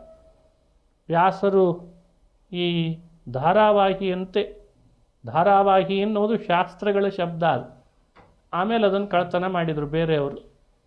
ಧಾರಾವಾಹಿಯ ರೂಪದಲ್ಲಿ ಅಂತಾರೆ, ಒಂದಕ್ಕೊಂದಕ್ಕೆ ಸಂಗತವಾಗಿ, ಎಲ್ಲೂ ಅಸಂಗತವಾಗದಂತೆ ಧಾರಾವಾಹಿಯ ರೂಪದಲ್ಲಿ 12 ಸ್ಕಂಧಗಳಲ್ಲಿ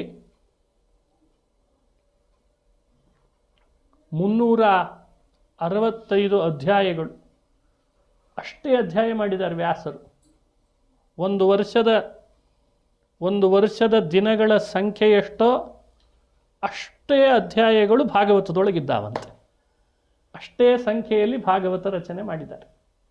ನೋಡಿ, ಗಾಯತ್ರಿಗೆ ಸಂಬಂಧಪಟ್ಟಂತೆ ಸ್ಕಂಧಗಳ ಸಂಖ್ಯೆ, ಮಹಾಭಾರತಕ್ಕೆ ಸಂಬಂಧಪಟ್ಟಂತೆ ನಿರ್ಣಯಗಳಿಗೆ ಅನುಸಂಧಾನ ಬೇಕು ಅಂತ ಅವುಗಳಿಗೆ ತಕ್ಕಂತೆ ಕಥೆಗಳ ಹೆಣಿಕೆ, ನಿರ್ಣಯಗಳಿಗೆ ಸಂಬಂಧಪಟ್ಟಂತೆ ಎಲ್ಲ ವೇದಗಳ ಸಾರ ಬರಬೇಕು ಅಂತ ಅಲ್ಲಲ್ಲಿ ವೇದ ಮಂತ್ರಗಳನ್ನೇ ಶ್ಲೋಕದಲ್ಲಿ ಸೇರಿಸೋದು, ಧಾತುಗಳನ್ನು, ವೇದವೇ ಇದು ಅಂತ ಎಲ್ರಿಗೂ ಅರ್ಥ ಆಗಬೇಕು ಹಾಗೆ ಮಾಡೋದು. ಹಾಗೇ ಇಡೀ ಭಾಗವತ ಅಸಂಗತ ಆಗಬಾರ್ದು.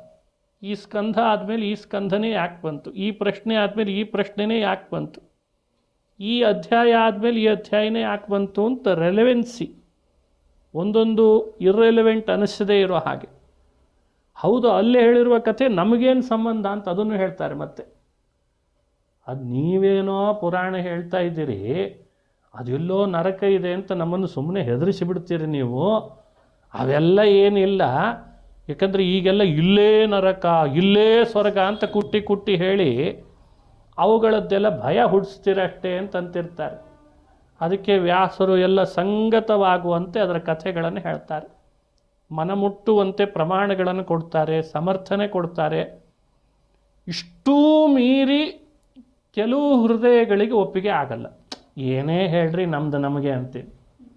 ಇಷ್ಟೂ ಮೀರಿ ಇಷ್ಟು ಪ್ರಮಾಣಗಳನ್ನು ಕೊಟ್ಟು ಯುಕ್ತಿಗಳನ್ನು ಹೇಳಿ ಸಮರ್ಥನೆ ಕೊಟ್ಟು ಇದೇ ತತ್ವ, ಹೀಗೇ ಸಾಧನೆ, ಹೀಗೇ ಭಾಗವತದ ಧರ್ಮ, ಹೀಗಿದ್ರೇ ಭಗವಂತ ಪ್ರೀತನಾಗ್ತಾನೆ ಅಂತ ಇಷ್ಟು ಹೇಳಿದರೂ ಕೆಲವರಿಗೆ ಒಪ್ಪಿಗೆ ಆಗಲ್ಲ. ಅದು ನೀ ಹೇಳಿದ ಕೂಡಲೇ ಒಪ್ಪಿಬಿಡ್ಬೇಕಾ ಅಂತ ತರ್ಕ ಮಾಡ್ತಾರೆ. ಆ ತರ್ಕಗಳಿಗೂ ಉತ್ತರ ಕೊಡ್ತಾರೆ ಮತ್ತೆ. ಇಂಥ ವಿಷಯಗಳನ್ನು ಅನುಸಂಧಾನ ಮಾಡಿಸ್ಲಿಕ್ಕೆ ಶ್ರೀಮದ್ ಭಾಗವತ ನಮ್ಮ ಮುಂದಿದೆ. ಮತ್ತೆ ನಾಳೆಯಿಂದ ಅದನ್ನು ಮುಂದುವರಿಸುವ ಪ್ರಯತ್ನ ಮಾಡ್ತೇನೆ ಅಂತ ಹೇಳ್ತಾ, ಶ್ರೀಕೃಷ್ಣಾರ್ಪಣಮಸ್ತು. ಹರಯೇ ನಮಃ, ಹರಯೇ ನಮಃ.